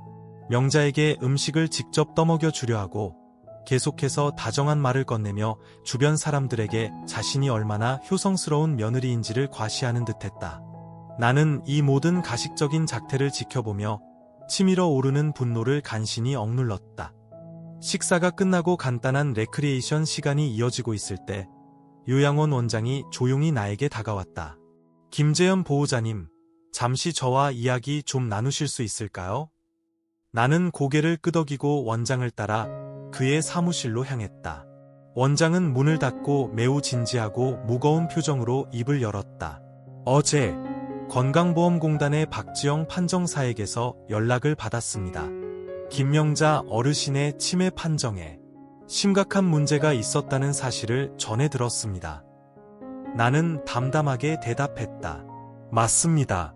제 아내는 치매가 아닙니다. 제 며느리 이소영이 의도적으로 허위 치매 판정을 받게 한 것입니다. 원장의 표정이 경악과 당혹감으로 일그러졌다. 정말 죄송합니다. 저희는 공식적인 판정 결과와 보호자의 동의서만 믿고 입소를 허가했는데 이런 엄청난 일이 있었다니 정말 충격입니다. 원장님, 제가 오늘 제 아내를 데리고 집으로 돌아가고 싶습니다. 원장은 잠시 망설이는 듯했지만 이내 굳은 결심을 한 듯 고개를 끄덕였다. 네, 물론입니다. 즉시 퇴소 절차를 진행해 드리겠습니다. 다만 공식적인 치매 판정 무효화 절차도 반드시 함께 밟으셔야 합니다. 그 절차는 이미 변호사를 통해 진행 중입니다. 협조해 주셔서 감사합니다. 사무실을 나와 대강당으로 돌아가는 길, 나는 깊은 심호흡을 했다. 이제 정말 마지막 단계였다. 소영에게 모든 것을 밝히고 그녀에게 자신이 저지른 죄에 대한 응분의 대가를 치르게 할 때가 온 것이었다. 대강당에 들어서자 소영이 명자 옆에 바싹 붙어 앉아 여전히 다정한 며느리 연기를 하고 있었다. 민호는 조금 떨어진 곳에서 초조한 듯 서성이고 있었다. 소영아, 민호야, 잠시 나랑 이야기 좀 하자. 나는 최대한 낮고 침착한 목소리로 말했다. 그들은 이하한 표정으로 나를 따라 요양원 한쪽에 마련된 작은 회의실로 들어왔다. 나는 문을 닫고 그들을 싸늘하게 마주보았다. 내가 오늘 명자를 데리고 집으로 돌아갈 것이다. 소영의 얼굴이 순간 싸늘하게 굳었다. 네, 아버님, 그게 무슨 말씀이세요? 어머님은 중증 치매시잖아요. 집에서는 도저히 돌볼 수 없어요. 그만 연기해라, 소영아. 나는 이미 모든 것을 다 알고 있다. 소영은 당황한 듯 민호를 휙 쳐다봤다. 무슨 말씀을 하시는 거예요? 아버님, 민호씨, 아버님께 어서 제대로 설명해드려. 민호는 고개를 푹 숙였다. 더 이상 이 추악한 비밀을 지킬 수 없다는 것을 깨달은 듯했다. 나는 품에서 녹음기를 꺼내 재생 버튼을 눌렀다. 회의실 안에 박지영 판정관의 또렷한 목소리가 흘러나왔다. 김명자 어르신은 거의 모든 질문에 모르겠다고만 일관되게 대답하셨습니다. 일반적인 치매 환자와는 매우 다른 패턴이었죠. 이소영 씨가 강력하게 검사를 의뢰했고 제출된 남편분의 동의서 서명은 명백히 위조된 것으로 보입니다. 소영의 얼굴이 종이장처럼 하얗게 질려갔다. 나는 녹음기를 멈추고 그녀를 똑바로 쏘아보았다. 이제 더 이상 거짓말할 필요 없다. 명자에게 모든 걸 들었다. 내가 어떻게 그녀를 속여서 치매 판정을 받게 했는지 그 모든 과정을. 소영은 잠시 침묵하더니 갑자기 태도를 싹 바꿨다. 오히려 더 당당하고 악에 받친 목소리였다. 그래서요. 그래서 뭘 어쩌시겠다는 거예요? 증명할 수 있어요? 어머님은 치매예요. 제가 똑똑히 봤다고요. 밤중에 가스불을 켜놓고 나가시고 길을 잃고 헤매시고. 거짓말 그만해라. 이미 모든 증거를 확보했다.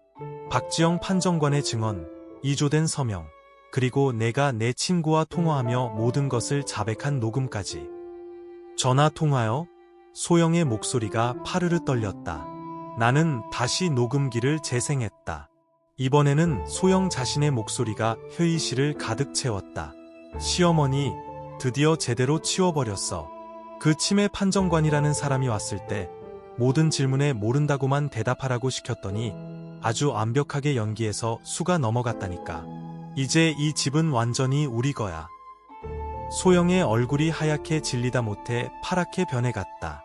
그녀는 더 이상 아무 말도 하지 못한 채 부들부들 떨고만 있었다. 도대체 왜 이런 끔찍한 짓을 한 것이나?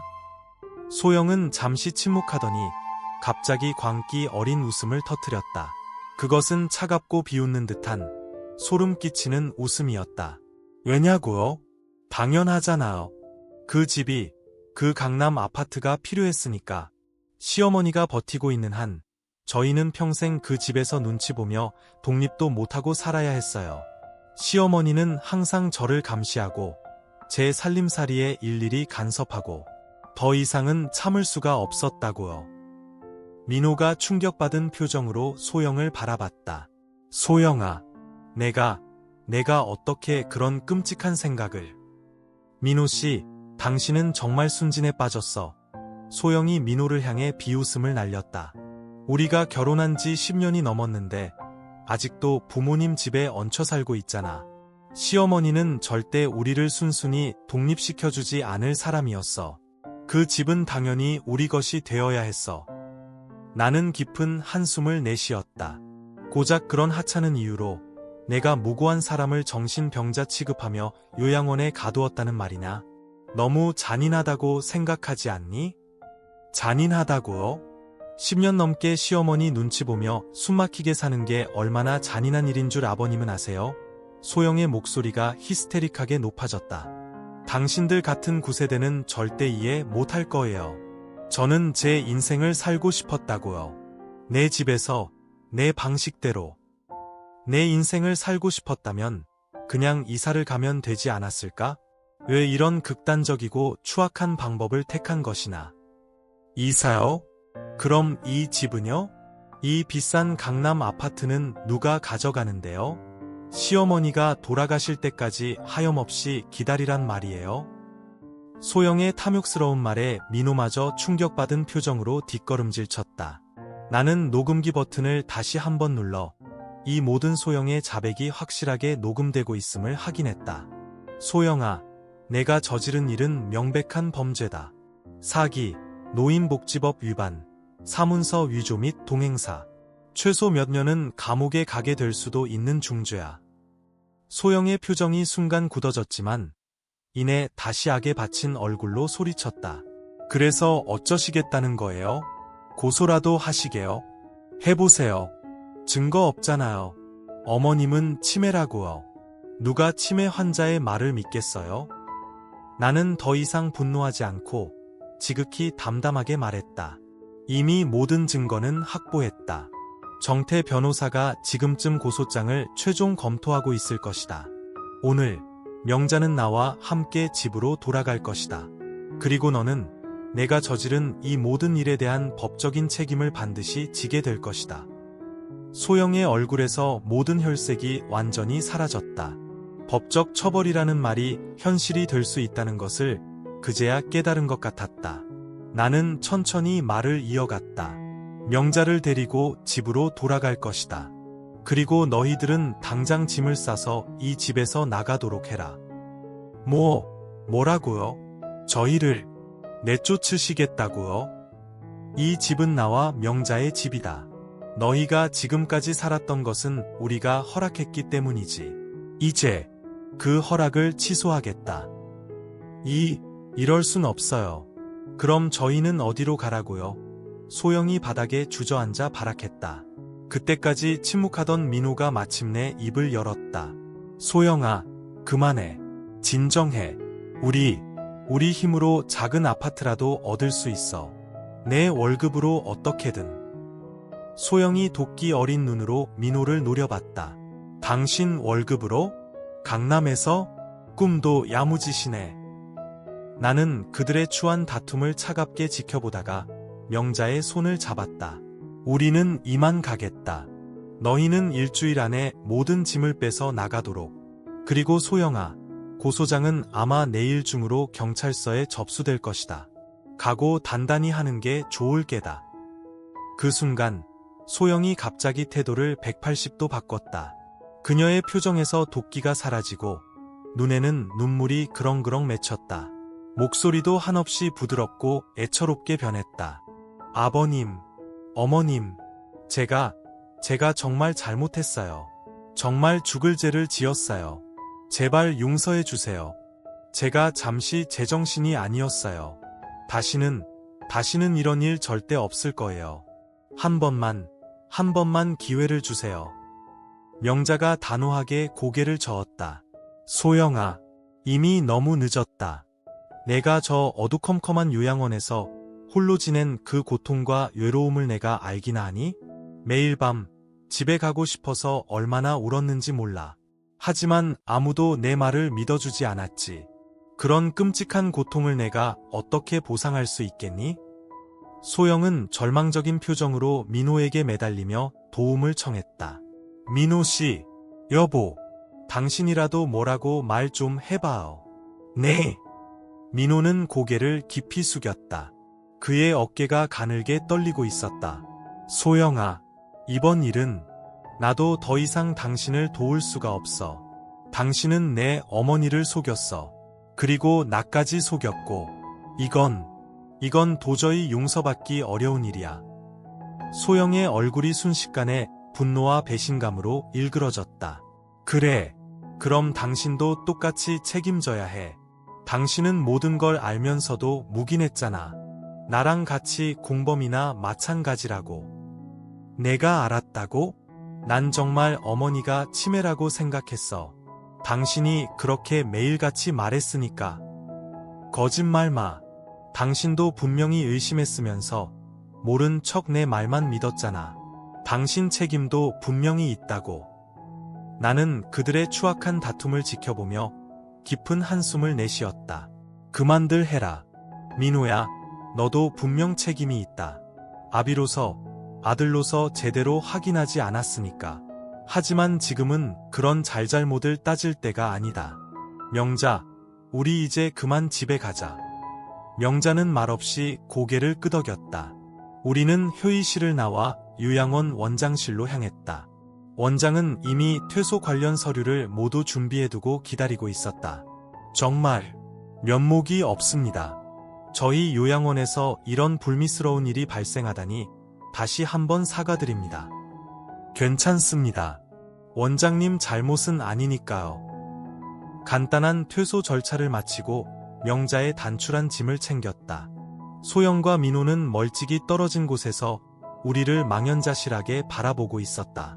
소영의 표정은 분노와 두려움, 절망이 뒤섞인 채 일그러져 있었고 민호는 여전히 충격에서 벗어나지 못한 듯 멍한 표정이었다. 우리는 택시를 불러 집으로 향했다. 차 안에서 명자는 내 손을 꼭 잡았다. 그녀의 손은 가늘게 떨리고 있었다. 여보, 정말 고마워. 당신이 아니었으면 난 아마 평생 그곳에서 꼼짝없이 갇혀 살았을 거예요. 나는 그녀의 손등을 부드럽게 토닥였다. 당연한 일을 한 것뿐이요. 그런데 정말 많이 힘들었겠구려. 그 낯선 요양원에서 혼자서. 명자의 눈에 다시 뜨거운 눈물이 고였다. 처음 며칠은 정말 미칠 것 같았어요. 다들 나를 진짜 치매 환자 취급하고 내가 아무리 정신이 멀쩡하다고 말해도 아무도 내 말을 믿어주지 않고 하지만 당신이 꼭 오리라고 믿었어요. 당신이라면 반드시 이 모든 진실을 알아낼 거라고 굳게 믿었어요. 집에 도착하자 명자는 현관문 앞에서 잠시 걸음을 멈췄다. 그녀의 눈에는 감격의 눈물이 가득 고여 있었다. 드디어 집에 왔네. 내 집 얼마나 그리웠는지 몰라요. 나는 그녀를 부드럽게 안아주었다. 그래, 이제 다 끝났어. 다시는 이런 끔찍한 일 없을 테니 아무 걱정하지 마오. 집 안으로 들어서자 익숙한 공간과 공기가 명자를 따뜻하게 반겼다. 그녀는 거실을 천천히 둘러보며 감격에 젖은 미소를 지었다. 모든 게 그대로네요. 정말 꿈만 같아요. 나는 짐을 내려놓고 따뜻한 차를 끓였다. 소파에 마주 앉아 차를 마시며 우리는 앞으로의 계획에 대해 조용히 이야기를 나누었다. 소영이는 이제 어떻게 되는 거예요? 명자가 조심스럽게 물었다. 법의 심판을 받게 될 거야. 자신이 저지른 죄에 대한 대가를 치러야지. 하지만 그 어떤 처벌도 당신이 겪은 그 끔찍한 고통을 전부 보상해 줄 수는 없겠지. 민호는요? 그 아이는 어쩌면 정말 소영이한테 속은 것일 수도 있지 않을까요? 나는 깊은 한숨을 내쉬었다. 민호도 분명 책임이 있어. 적어도 의심은 했을 텐데 제대로 확인하려 하지 않았으니까. 하지만 소영처럼 악의적이고 계획적이지는 않았을 거라고 믿고 싶네. 이야기를 나누던 중 전화벨이 울렸다. 정태 변호사였다. 선배님, 어떻게 되셨습니까? 사모님은 무사히 모시고 나오셨는지요? 그래, 모든 게 잘 해결됐네. 명자도 무사히 데리고 나왔고, 소영이도 결국 모든 것을 자백했어. 정말 다행입니다. 고소장은 최종 검토 마쳤습니다. 내일 오전 중으로 관할 경찰서에 정식으로 접수하겠습니다. 고맙네, 정태. 그런데 한 가지 물어볼 것이 있네. 민호는 어떻게 해야 할까? 그 녀석도 공범으로 같이 고소해야 하는 건지. 정태가 잠시 생각에 잠기더니 차분하게 말했다. 글쎄요, 선배님. 아드님이신 만큼 딜레마가 크시겠습니다. 법적으로만 본다면 공모 공동정범으로 보여지도 충분히 있습니다만 정황상 배우자인 이소영 씨에게 심리적으로 종속되어 범행에 가담했을 가능성도 배제할 수 없습니다. 결국 최종 결정은 선배님과 사모님께서 하셔야 할 것 같습니다. 전화를 끊고 나는 창밖을 말없이 바라봤다. 어느덧 해가 저물고 있었다. 오늘 하루는 너무나 길고 감정적인 하루였다. 저녁은 명자가 오랜만에 직접 준비했다. 의양원에서 지내는 동안 그녀가 가장 그리워했던 것 중 하나가 바로 자신의 손으로 직접 요리하는 것이었다고 했다. 오랜만에 집에서 함께하는 저녁 식사는 그 어떤 진수성찬보다 특별하고 맛있었다. 여보, 정말 맛있구려. 당신 음식 솜씨는 여전해. 나는 진심으로 말했다. 명자는 수줍게 미소 지었다. 내 집에서 내 손으로 음식을 해서 당신과 함께 먹는 게 얼마나 행복한 일인지 이번에 새삼 깨닫게 됐어요. 식사를 마치고 거실 소파에 앉아 뉴스를 보고 있을 때 현관 초인종이 울렸다. 이 시간에 누구일까? 조심스레 인터폰 화면을 확인하니 민호가 고개를 푹 숙인 채 서 있었다. 그의 눈은 붉게 충혈되어 있었다. 아버지, 어머니, 정말 죄송합니다. 문을 열자마자 민호의 목소리가 가늘게 떨려 나왔다. 나는 잠시 그를 말없이 바라보다가 들어오라고 손짓했다. 들어오너라. 민호는 죄인처럼 조심스럽게 거실로 들어왔다. 소파에 앉아있는 명자를 보자 그의 눈에 참았던 눈물이 하염없이 흘러내렸다. 어머니, 정말 죄송해요. 저는 정말 몰랐어요. 소영이가 그렇게까지 할 줄은. 명자는 한참을 말없이 민호를 바라보다가 천천히 자리에서 일어났다. 나는 그녀가 어떤 반응을 보일지 긴장된 마음으로 지켜봤다. 명자는 천천히 민호에게 다가가더니 그의 어깨를 가만히 감싸 안아주었다. 괜찮다, 민호야. 내가 일부러 그런 건 아니라는 걸 이 어미는 안다. 민호는 어머니의 따뜻한 품에 안겨 마치 어린아이처럼 서럽게 흐느꼈다. 제가 더 일찍 알았어야 했는데 소영이가 하는 말만 믿고 정말 바보 같았어요. 어머니께 그런 끔찍한 고통을 드리다니. 나는 그들을 지켜보며 복잡한 감정에 사로잡혔다. 분노와 실망, 그리고 일말의 연민이 뒤섞였다. 민호는 분명 큰 잘못을 저질렀지만 그럼에도 불구하고 그는 우리의 하나뿐인 아들이었다. 민호야, 소영이는 어떻게 됐느냐? 나는 조용히 물었다. 민호는 어머니의 품에서 간신히 빠져나와 눈물을 닦으며 말했다. 소영이랑은 헤어지기로 했어요. 오늘 요양원에서 그런 일이 있고 나서 더 이상 그 사람과 함께할 수 없다는 걸 똑똑히 깨달았어요. 지금은 친구 집에 가 있어요. 조만간 제 짐을 빼러 갈 거고요. 그래, 현명한 결정이다. 아버지, 어머니, 저는 이제 어떻게 해야 할까요? 제가 저지른 죄를 어떻게 갚아야 할지 모르겠습니다. 나는 명자를 바라봤다. 그녀의 눈에는 이미 용서의 빛이 희미하게 깃들어 있었다.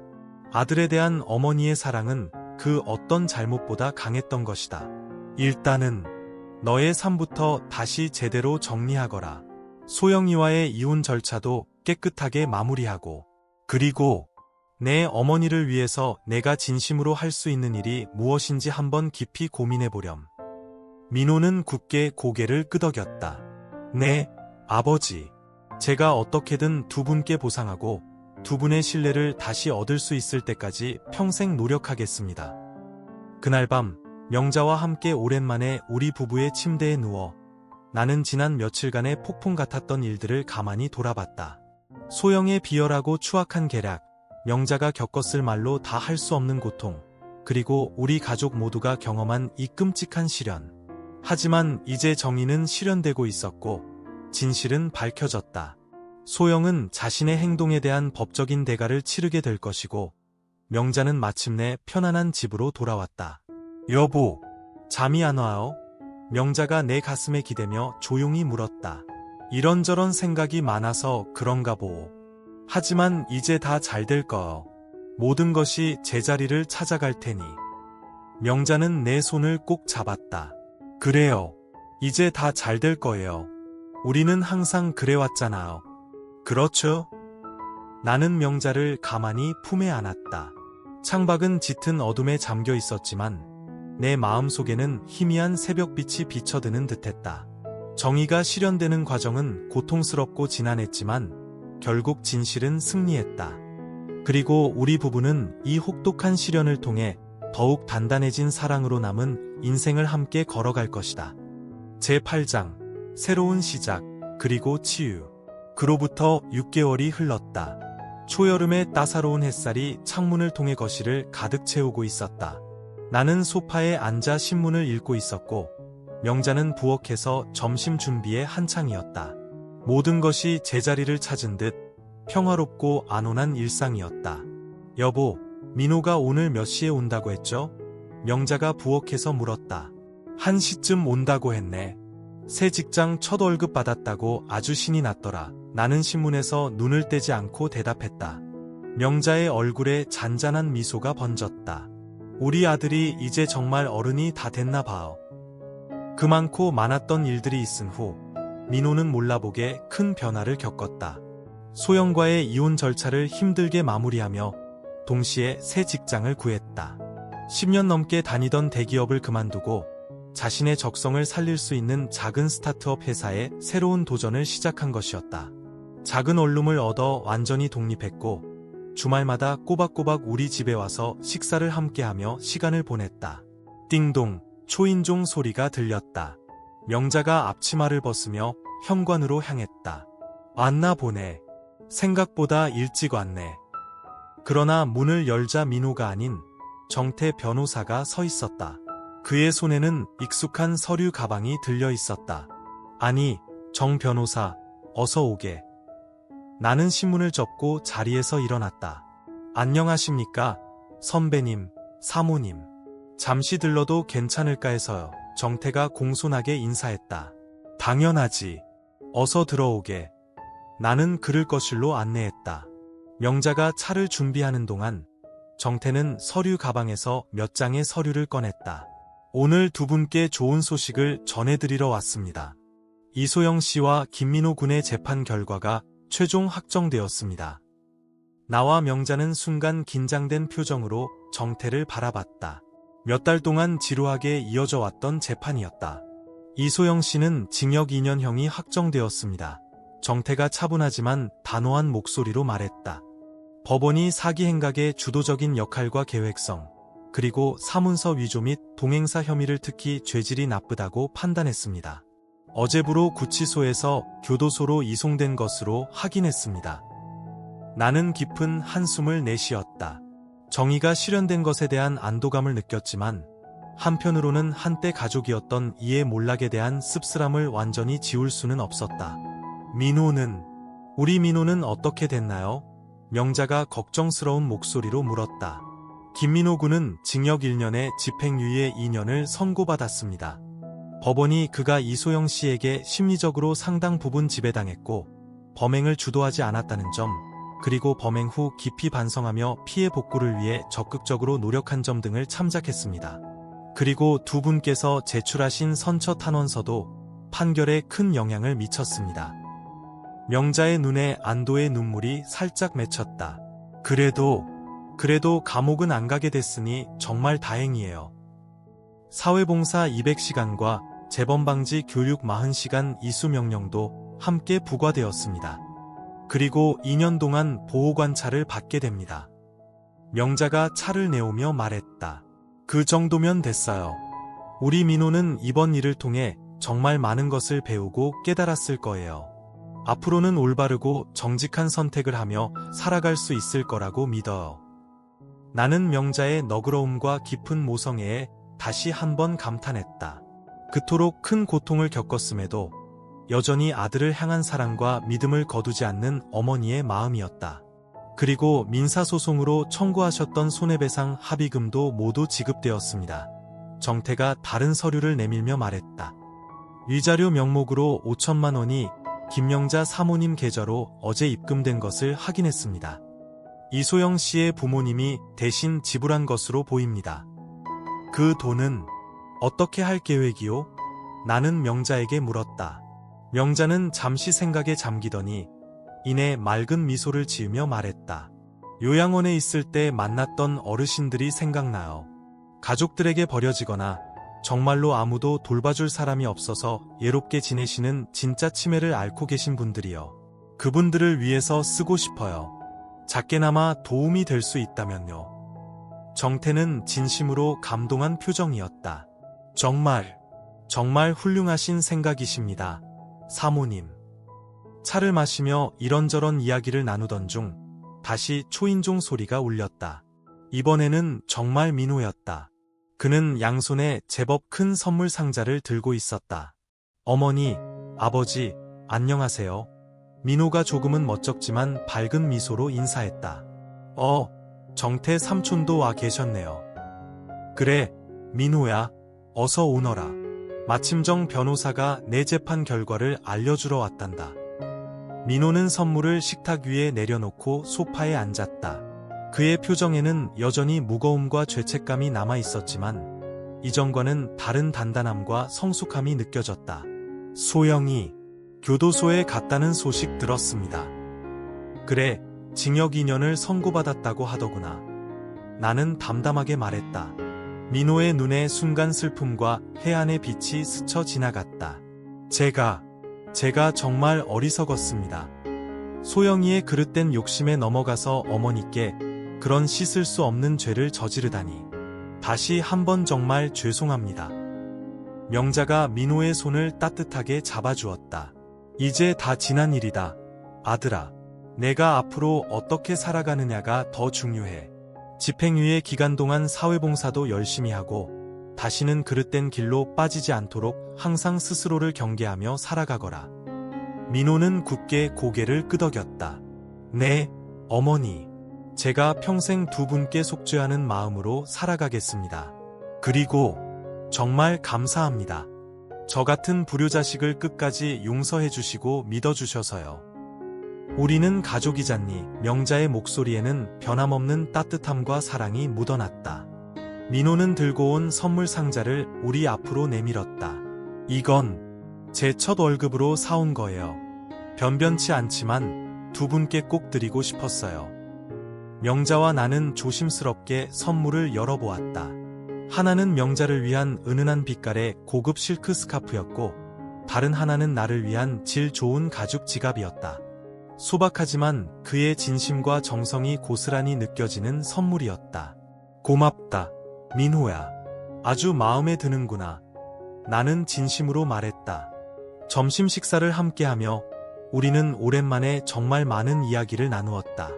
민호의 새 직장 이야기, 그곳에서 만난 새로운 사람들, 정태가 최근 맡고 있는 흥미로운 사건들, 그리고 우리 부부의 소소한 일상까지.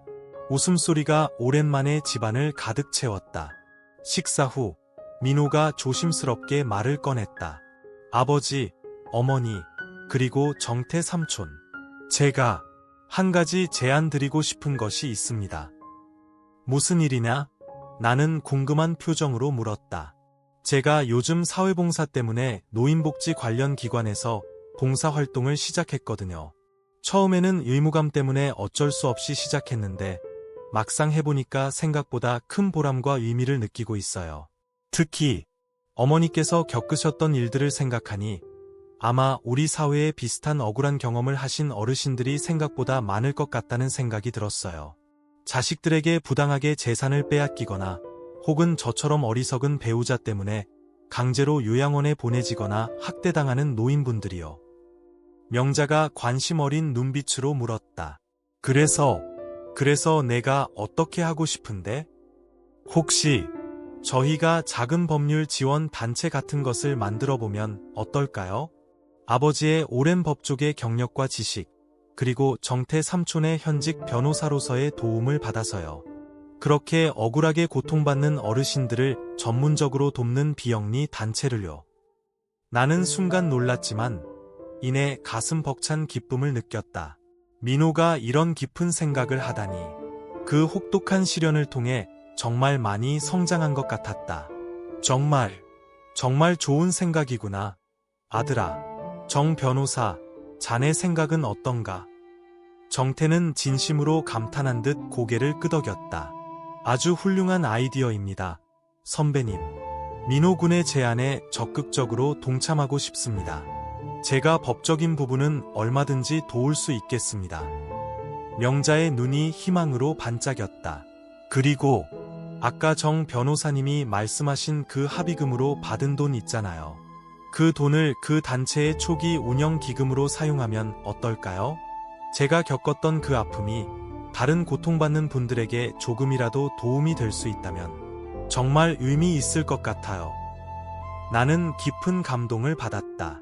이렇게 끔찍하고 고통스러웠던 경험이 오히려 이렇게 새로운 희망과 시작의 씨앗이 될 수 있다니. 인생이란 참으로 예측할 수 없고 그래서 더욱 경이로운 것인지도 몰랐다. 며칠 후 우리 부부는 60년 지기 친구들과의 오랜만의 모임에 참석했다. 정수, 기태, 동훈 모두 유란하게 우리를 반겼다. 아니, 김 검사 내 아닌가. 자네들 요즘 통 얼굴 보기 힘들었는데 어떻게 지냈나? 그 사건은 잘 마무리되었고 정수가 걱정스럽게 물었다. 나는 담담하게 그동안 있었던 모든 일을 간략하게 설명했다. 소영이 결국 감옥에 가게 된 것, 민호는 집행유예를 받은 것, 그리고 우리가 새롭게 시작하려는 법률 지원 단체 계획까지. 허허, 역시 김 검사야. 동훈이 특유의 호탕한 웃음을 터뜨리며 말했다. 평생 검사로 정의를 위해 살더니 은퇴해서도 결국 또 정의를 실현하는구먼. 기태가 술잔을 높이 들었다. 자네와 명자씨의 강인함과 지혜에 건배하세. 이렇게 힘든 시간을 서로 유지하며 슬기롭게 이겨내다니 정말 대단하네. 나는 웃으며 명자의 손을 가만히 잡았다. 세상에 공짜는 없는 법이지. 악행에는 반드시 그에 합당한 대가가 따르는 법이야. 그리고 선의는 또 다른 선의를 낳는 법이고. 그 말에 모두가 깊이 공감하며 즐겁게 잔을 부딪혔다. 우리 부부는 50년 가까운 결혼 생활 동안 참으로 많은 어려움을 함께 겪었지만 이번 일은 그 어떤 시련보다도 더 특별하고 고통스러웠다. 가장 가깝고 믿었던 가족에게 배신당한 아픔은 상상 이상으로 컸지만 그 혹독한 과정을 통해 우리는 서로에 대한 사랑과 믿음이 더욱 깊어졌음을 깨달았다. 한 달 후 실버정의 센터라는 이름의 작은 비영리 법률 지원 단체가 마침내 문을 열었다. 나는 명예 이사장 겸 자문위원으로, 정태는 법률 고문으로, 명자는 상담 총괄 책임자로, 그리고 민호는 운영 실무 담당자로 각자의 역할을 맡아 새로운 출발을 시작했다. 첫날부터 여러 건이 안타까운 사연을 담은 상담 전화가 걸려왔고 우리는 눈코 뜰 새 없이 바쁘게 일했다. 어느 날 민호가 교도소 면회를 다녀와 조금은 침울하지만 한결 편안해진 얼굴로 돌아왔다. 소영이, 만나고 왔습니다. 그래, 어땠니? 명자가 조심스럽게 물었다. 많이 달라진 것 같았어요. 교도소 생활이 생각보다 무척 힘든가 봐요. 하지만 자기가 한 일에 대해서는 진심으로 깊이 반성하고 있는 것 같았어요. 출소하게 되면 노인복지시설 같은 곳에서 평생 봉사활동을 하며 살고 싶다고 하더군요. 나는 깊은 생각에 잠겼다. 사람은 누구나 변할 수 있다는 것, 설령 크나큰 잘못을 저질렀더라도 진정한 반성과 성찰을 통해 새로운 시작을 할 수 있다는 것을 다시 한번 깨달았다. 그날 저녁, 명자와 함께 아파트 베란다에 서서 멀리 반짝이는 도시의 야경과 밤하늘의 별을 바라보며 나는 지난 6개월간의 격동적인 시간들을 조용히 돌아봤다. 분노와 복수심에서 시작된 이 길고 힘든 여정이 이제는 용서와 치유, 그리고 나눔과 봉사의 길로 새롭게 변해가고 있었다. 정의는 실현됐고 잘못은 바로잡혔다. 그리고 무엇보다 우리 부부는 이 혹독한 시련을 통해 서로를 더욱 깊이 이해하고 사랑하게 되었으며 그 사랑으로 더욱 강해졌다. 침대에 누워 명자의 따뜻한 손을 잡으며 나는 나지막이 속삭였다. 여보, 지금 행복하오? 명자는 내 눈을 바라보며 잔잔한 미소를 지었다. 그녀의 눈가에는 잔주름이 가득했지만 그 어느 때보다 맑고 평화로운 빛이 감돌고 있었다. 네, 여보. 정말 행복해요. 우리가 이렇게 함께 있으니까요. 이제 우리는 남은 인생을 더욱 의미 있고 가치 있게 살아갈 것이다. 서로를 더욱 소중히 여기고 아끼며 우리가 겪었던 이 아픈 경험에서 얻은 지혜로 다른 이들을 돕고 가족의 진정한 의미를 항상 되새기며 살아갈 것이다. 소영의 탐욕과 배신으로 시작된 이 끔찍한 여정은 역설적이게도 우리 가족 모두에게 새로운 삶의 가치와 목적을 안겨준 또 다른 의미의 새로운 시작이 되었다. 인생의 깊은 역경이 때로는 가장 아름답고 의미 있는 전환점이 될 수 있다는 것을 우리 부부는 온몸으로 체험하고 있는 중이었다.